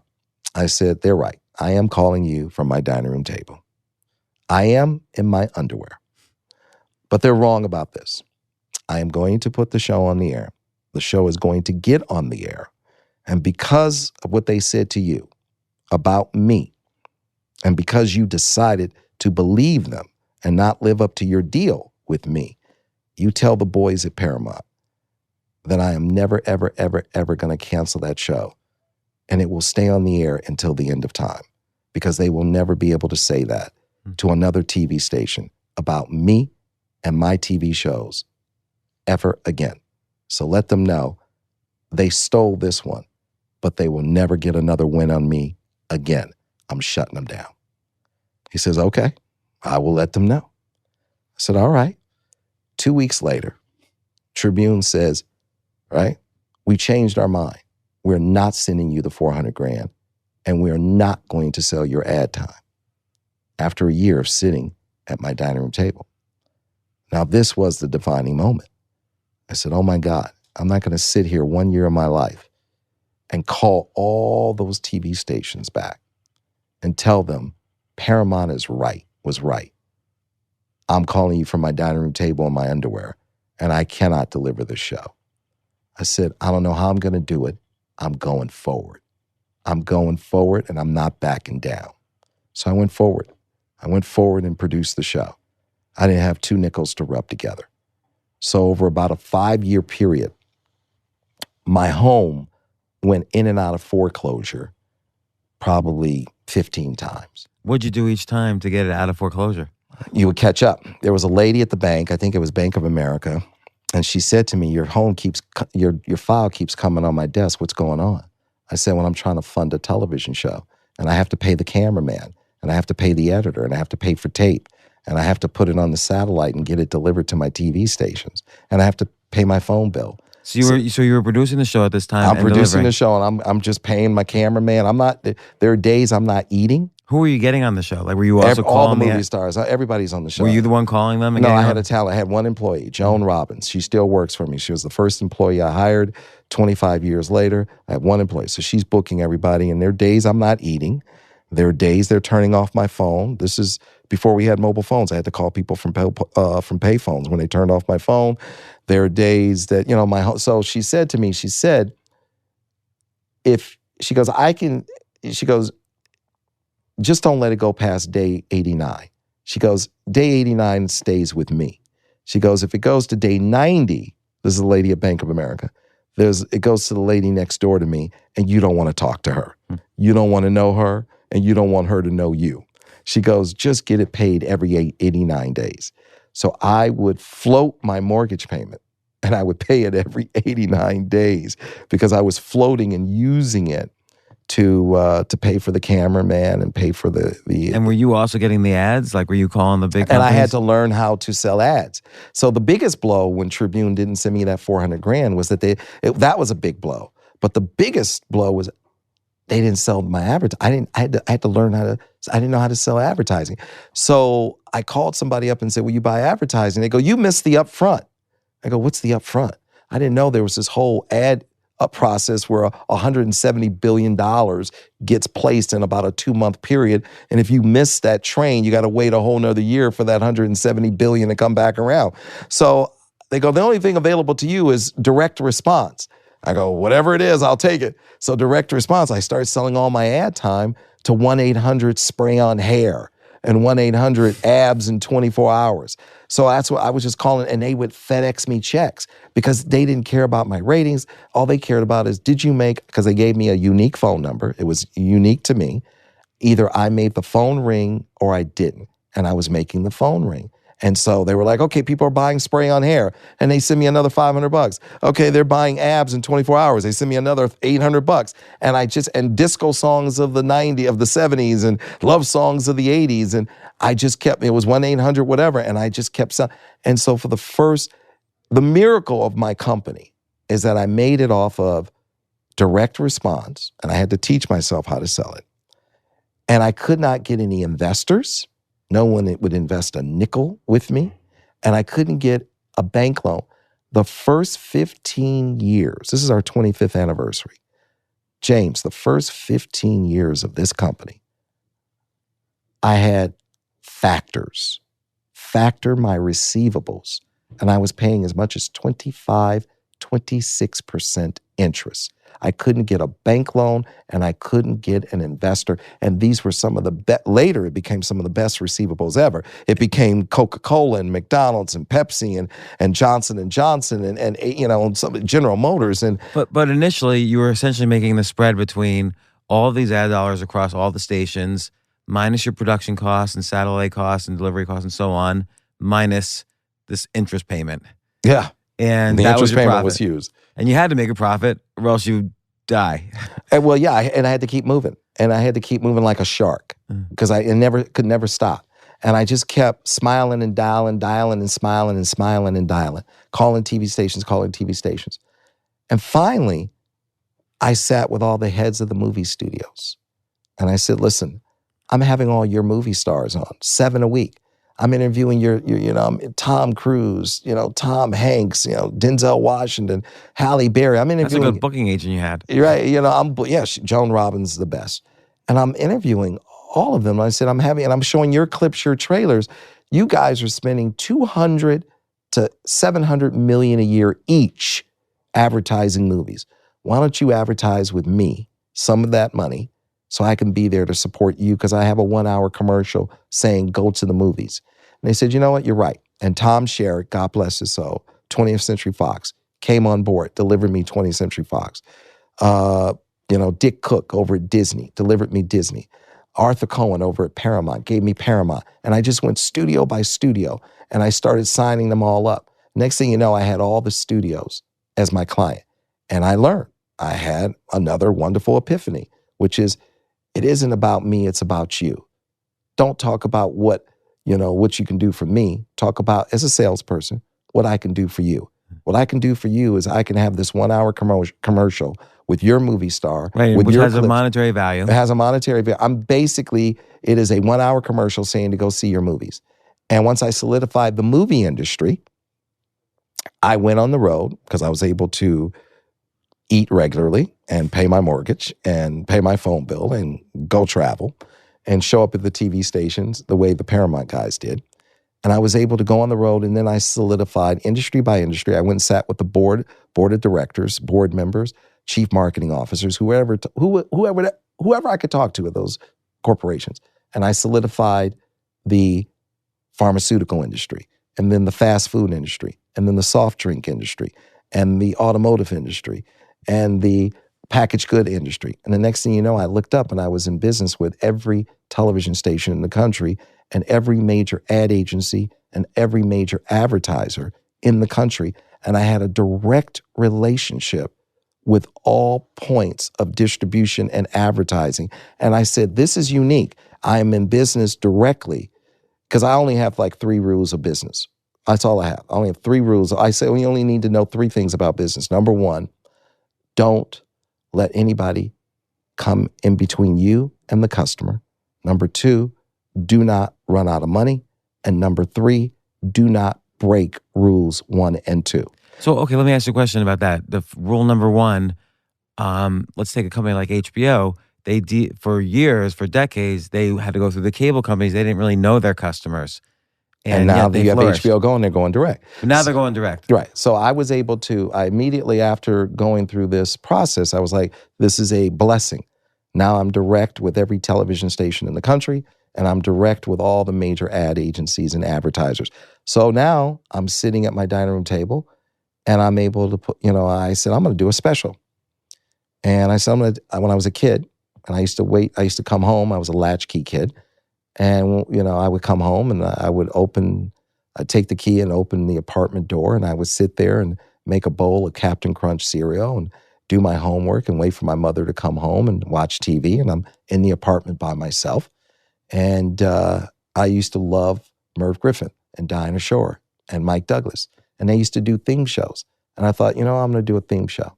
The kind of theme show I used to watch when I was waiting for my mom to come home. And I said, what can I do? And because I was in a room, a very small room, and I said to my producer, Mike Androsky, who's still with me today, 25 years later, I said, Mike, what are all these tapes in this room? He goes, that's your library. I go, really? He goes, yeah. He goes, you own all of this. I go, wow. He goes, and as a matter of fact, it's spreading like crazy. Like you've got another room down the hall. You got another one over here. I go, okay. I said, I should do a theme show. And I started thinking, should I do something with all the country and Western singers, blah, blah, blah. I said, I'm going to do something with all the athletes that I've interviewed. And so I took all the interviews I'd done with athletes that had been spread out over various shows along with the movie stars, because we had on 7 stars per week. I said, but I'm going to just take the athletes and put them in one special and make a 1 hour show. And I had some great ones on the show. So my first 1 hour special was Michael Jordan, Steve Young, Hakeem Olajuwon, Oscar De La Hoya, Penny Hardaway, Dennis Rodman, Riddick Bowe, and Grant Hill. And I remember this because I said, I wanted to see if I can clear a market, a TV station in every market in America, all 210. So I called because I called ABC and NBC and said, can I buy an hour to put this? And Michael Jordan is Michael. This is the 90s. This is like 93, right. 94. Michael Jordan is the king of basketball. And they said $250,000, but we can only guarantee you 75% of the country. I go, $250,000. I did not have $250,000. And I said, no, I'm just going to clear it myself. I hung up the phone and said, I'll go get a station in every market, and I will do better than 75% of the country. I'll do 99. You never get 100% because not every home in America has a TV station. I'll get 99% of the country, and I'll save $250,000. So I called every market, and I got a TV station, and in every market, and I ended up clearing 99% of the country. And I saved $250,000. And so then I called advertisers. I had to go sell my ad time. And I called advertisers and I told them everybody I had on the show. And this show, by the way, this special cost me less than $10,000 to put together because it was sitting on the shelf. It was $10,000 to put together. So I said, I got all these, Michael Jordan, blah, blah, blah. And they go, how much a 30? And I said, 30,000 a 30. The guy said, I'll take 4. I went, what? And then I thought, okay. And then I called the next guy and I said, how much a 30? I said, 50,000 a 30. He says, I'll take 4. Oh my God. And next thing I know, I just start going, okay, 80,000 a 30, 100,000. I took this special that was literally interviews collecting dust. I ended up selling over $1 million worth of advertising, right? Made $1 million off of nothing. And that's how I opened these offices. That's why we have a floor and a half here in Century City, the whole 9 yards. And I learned the value of owning the content and owning it 100% and how you're able to repurpose it and how you're able to package it. And I knew then, okay, we have a direct pipeline we can put on. Now that we have studied and mastered business show and not show business, we can put on as many shows as we want. You can scale that. You can scale it. And so then I just kept smiling and dialing. So next thing you know, we have 41 shows on, and we're the largest independent producer distributor of first-run television shows, one of the largest privately held television libraries in the world, close to 5,000 hours. But the most important thing, the show that Paramount said would never get on the air is still on the air 25 years later. And we have never even given a thought to What's the name of that canceling. show? Entertainers with Byron Allen. So the guys at Paramount or any other studio has never, ever been able to say, Byron's show won't be there. We shut that down 25 years ago. So Byron, I don't want to stop talking. What time is it? Keep going. Let's go. No, the problem is we have a 2:00 plane. Oh, you got to, what time is it? 11:40. Oh, I'll wrap you up. Come on, let's keep going. But wait. First, though, can we do a part 2 at some point? No, let's when keep are you going. in the city? I'm going to wrap you up. Come No, on. but I have too much to ask. I want to ask all about the Weather Channel, the state of TV, comedy. James, you're overthinking it. I'm going to wrap you up. Here you go. Watch this. We'll be done in 20 minutes. You're going to see everything. It picks up from here. I had to lay the foundation for you.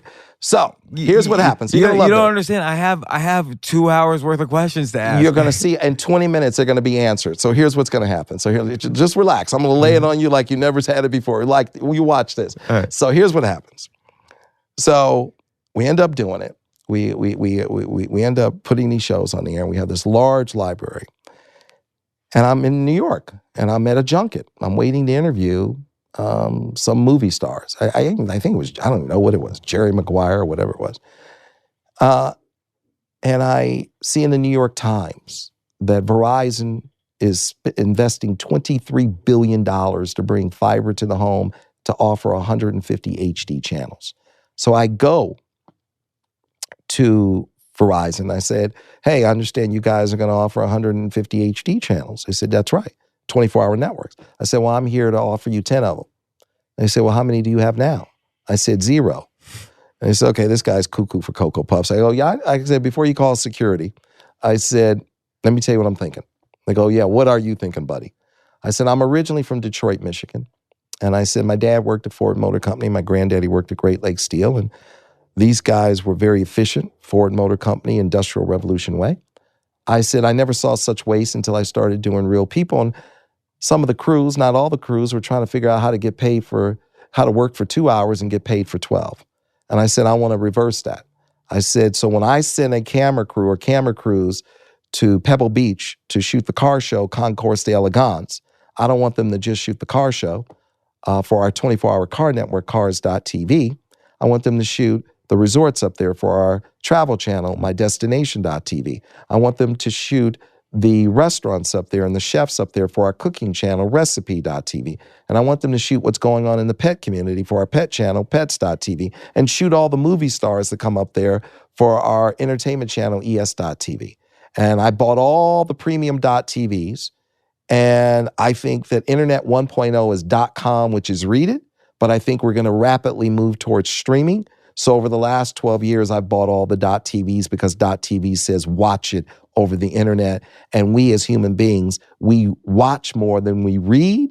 And .com is about reading. .tv is about watching. And I bought every premium .tv out there. And they said, you know what? We've heard a lot of pitches. That's brilliant.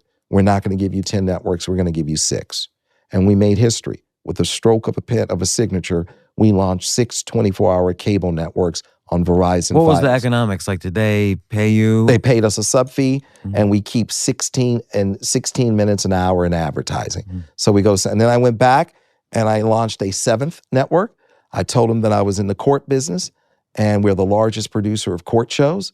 I told my set designer, Jimmy Cuomo, I said, Judge Judy's doing like $200 million a year in revenue and syndication.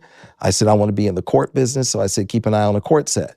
So Jimmy calls me up. Jimmy says, hey, Byron, 20th Century Fox has a court show that they've canceled, and they've got this $500,000 set that's beautiful and magnificent, and they're going to throw it in the trash can. They're going to throw it in the trash. I said, Jimmy, I said, call him up, tell him not to touch that set.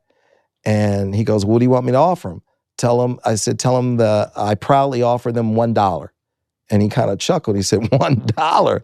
I said, yeah, they're going to laugh just like that, Jimmy. And that's when you're going to remind them that the human resources to strike that set and throw it in a trash can and bins and haul it off the lot will cost them $50,000 to $100,000 in human resources, and that I'm going to save them $100,000 in human resources to throw that elaborate set in the trash can.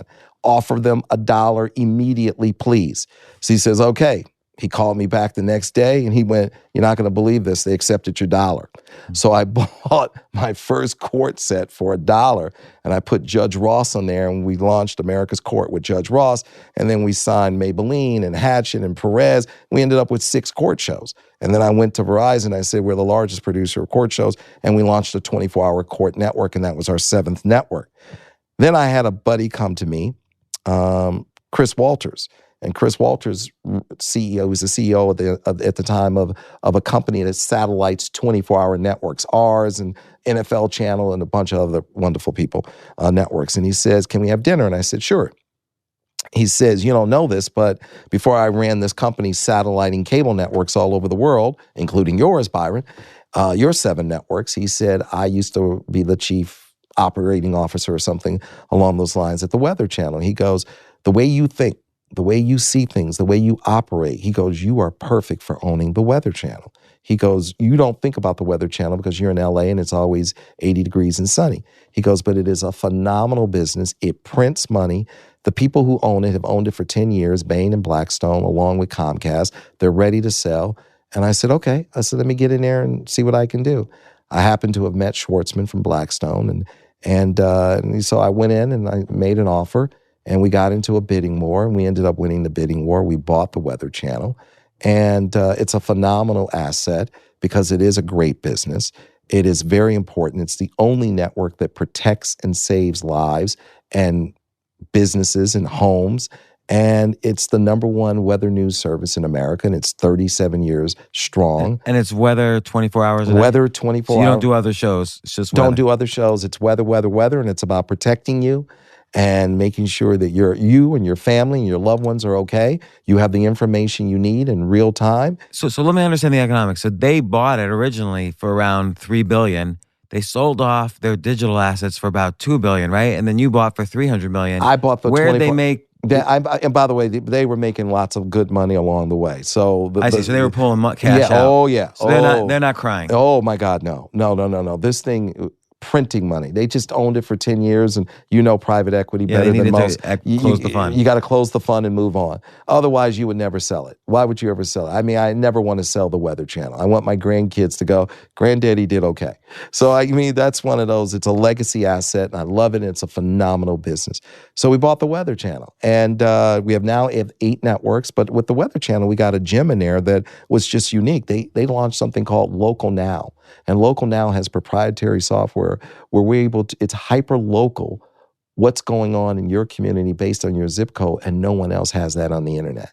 So the internet is replicated, record stores and bookstores and garage sales with eBay, but no one has replicated the local television affiliate. And that's what Local Now is. And I went, you don't even realize what you have here. You have replicated localization of affiliates, TV affiliates across the country. I said, Local Now is going to end up being one of the biggest things we have at this company, is taking that because it's hyper localism through the internet and that through news, weather, sports, and information. I bet you could do deals with that with all the affiliates because Yes. that's going to be the only thing that keeps them alive. That's ultimately. right. That's exactly right. So we did that, and so then after we bought the Weather Channel, I'm very acquisitive now. I'm looking to buy companies. I've made it very clear. My ambitions are very clear. When my wife met me 18 years ago, she said, "What are you doing with your life?" I said, "I'm building the world's biggest media company." And when she met me, I was in a condo, a one-bedroom condo, and 2 bedrooms, and 1 bedroom was an office. The other was my bedroom. And I said, "I'm building the world's biggest media company." And she goes, and I was at my dining room table at that point.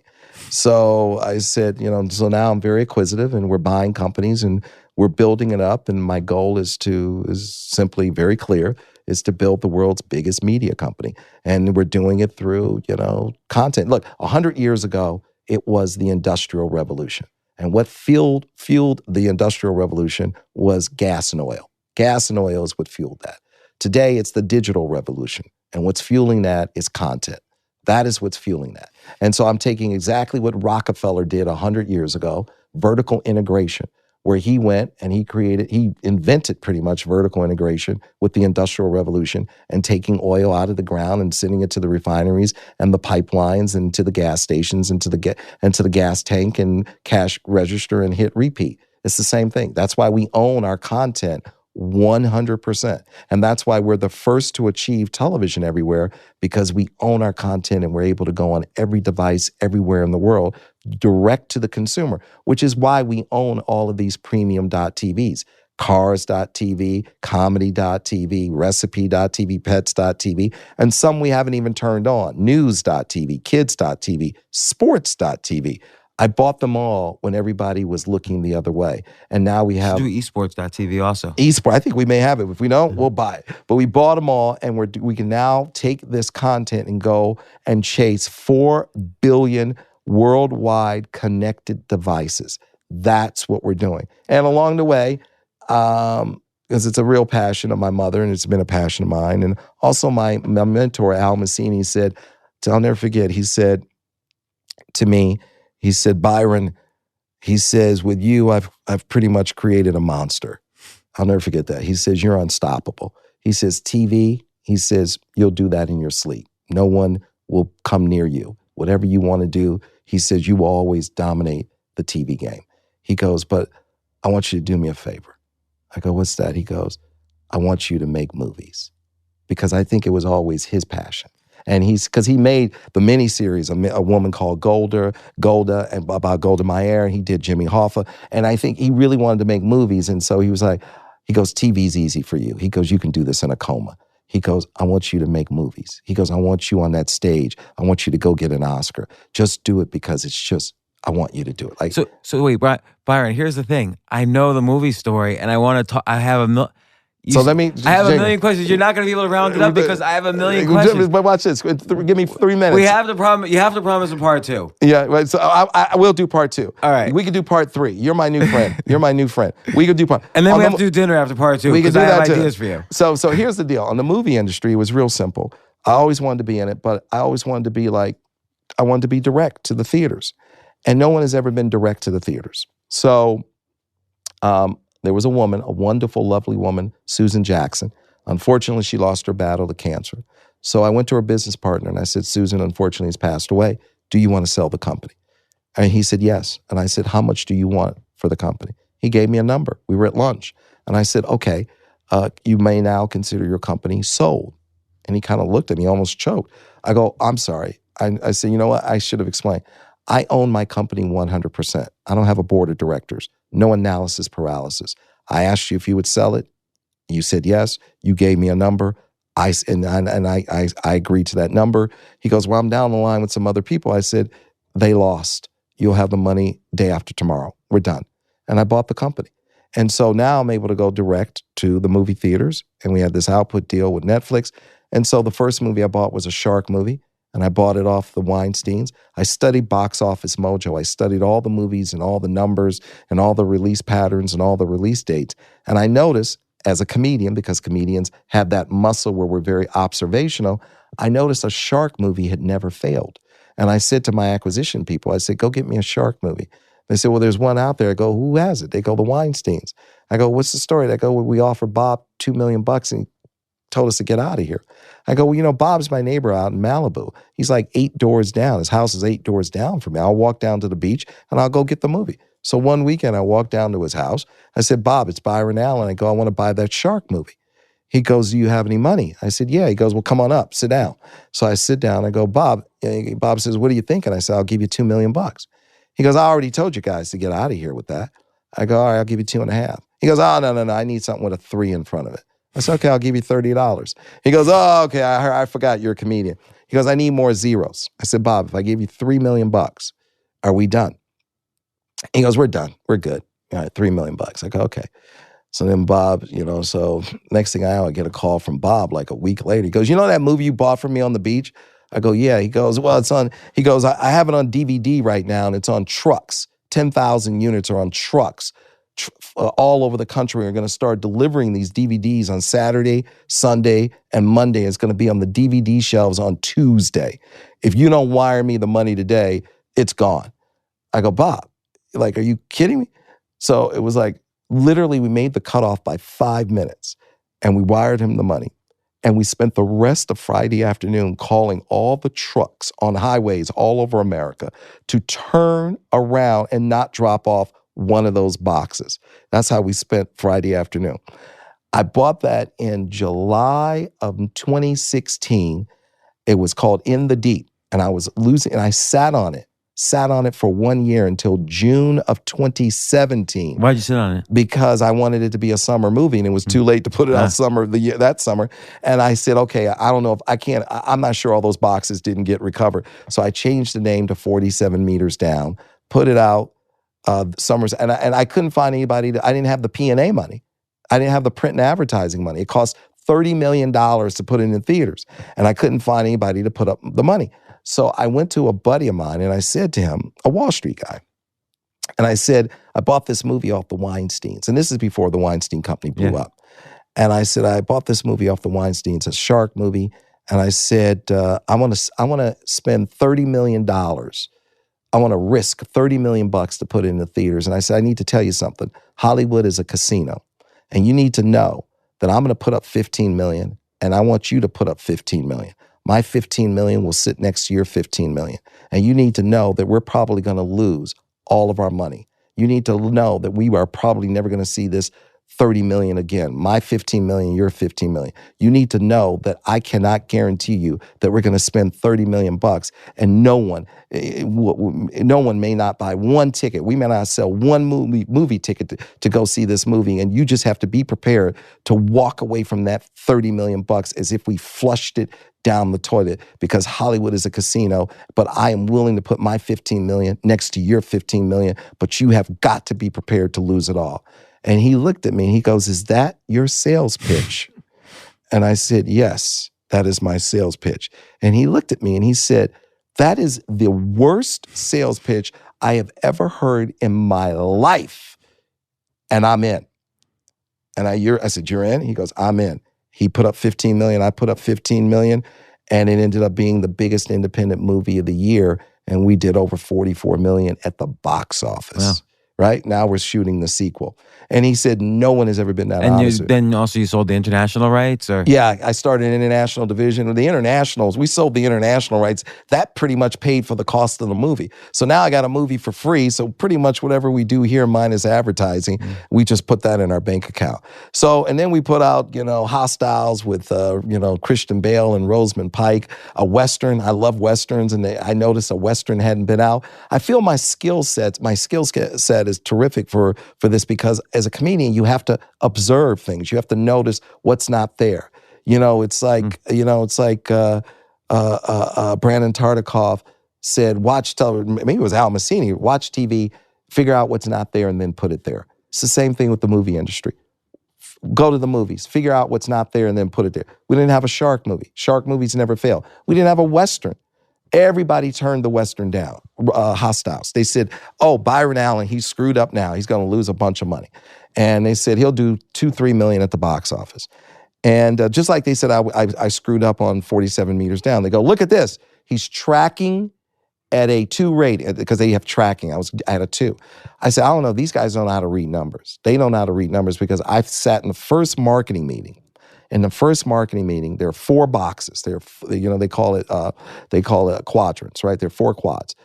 Men under 25, men over 25, women under 25, women over 25, right? And then they have total awareness. We had nothing. No one cared. I said in the first marketing meeting, I said, you spend this $30 million, you bet it all on women under 25. You chase all the teenage girls. I said, if you get the teenage girls to go, the teenage boys will follow.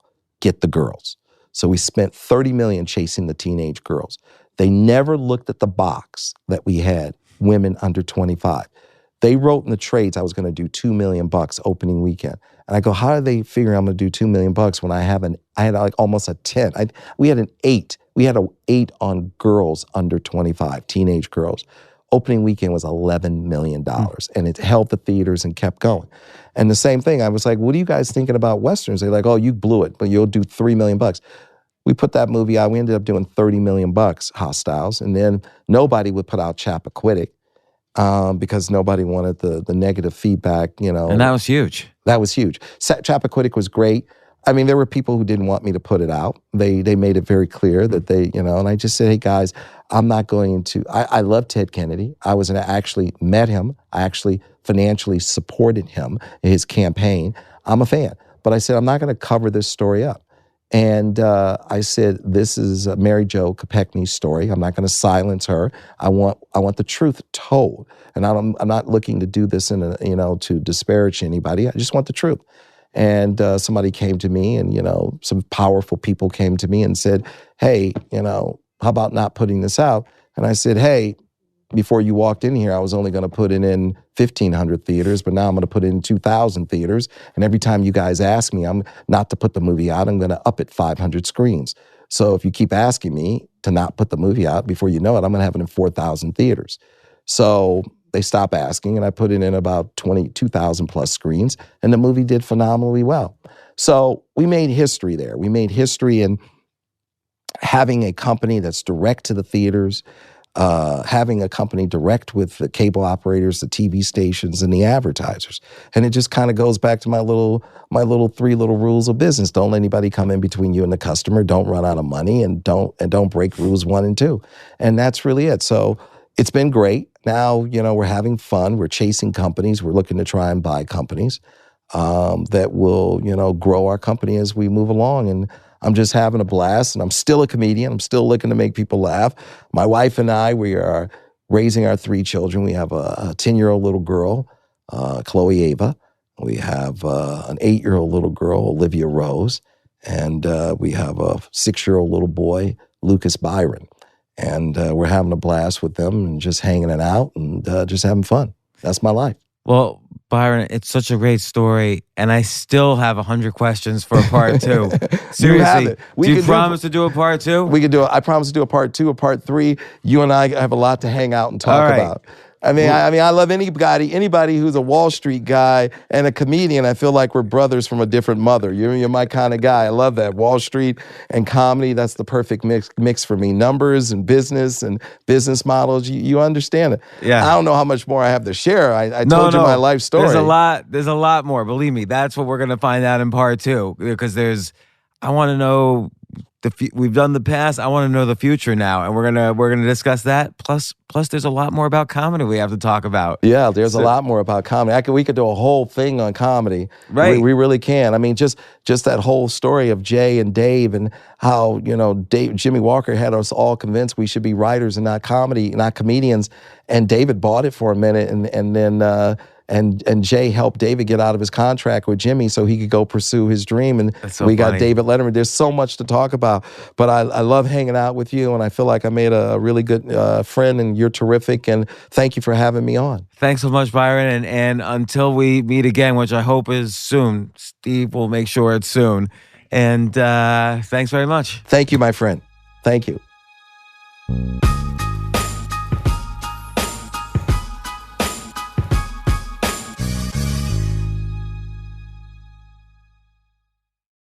AI might be the most important new computer technology ever, It's storming every industry, and literally billions of dollars are being invested. So buckle up. The problem is that AI needs a lot of speed and processing power, so how do you compete without costs spiraling out of control? It's time to upgrade to the next generation of the cloud, Oracle Cloud Infrastructure, or OCI. OCI is a single platform for your infrastructure, database, application development, and AI needs. OCI has 4 to 8 times the bandwidth of other clouds, offers one consistent price instead of variable regional pricing, and of course, nobody does data better than Oracle. So now you can train your AI models at twice the speed and less than half the cost of other clouds.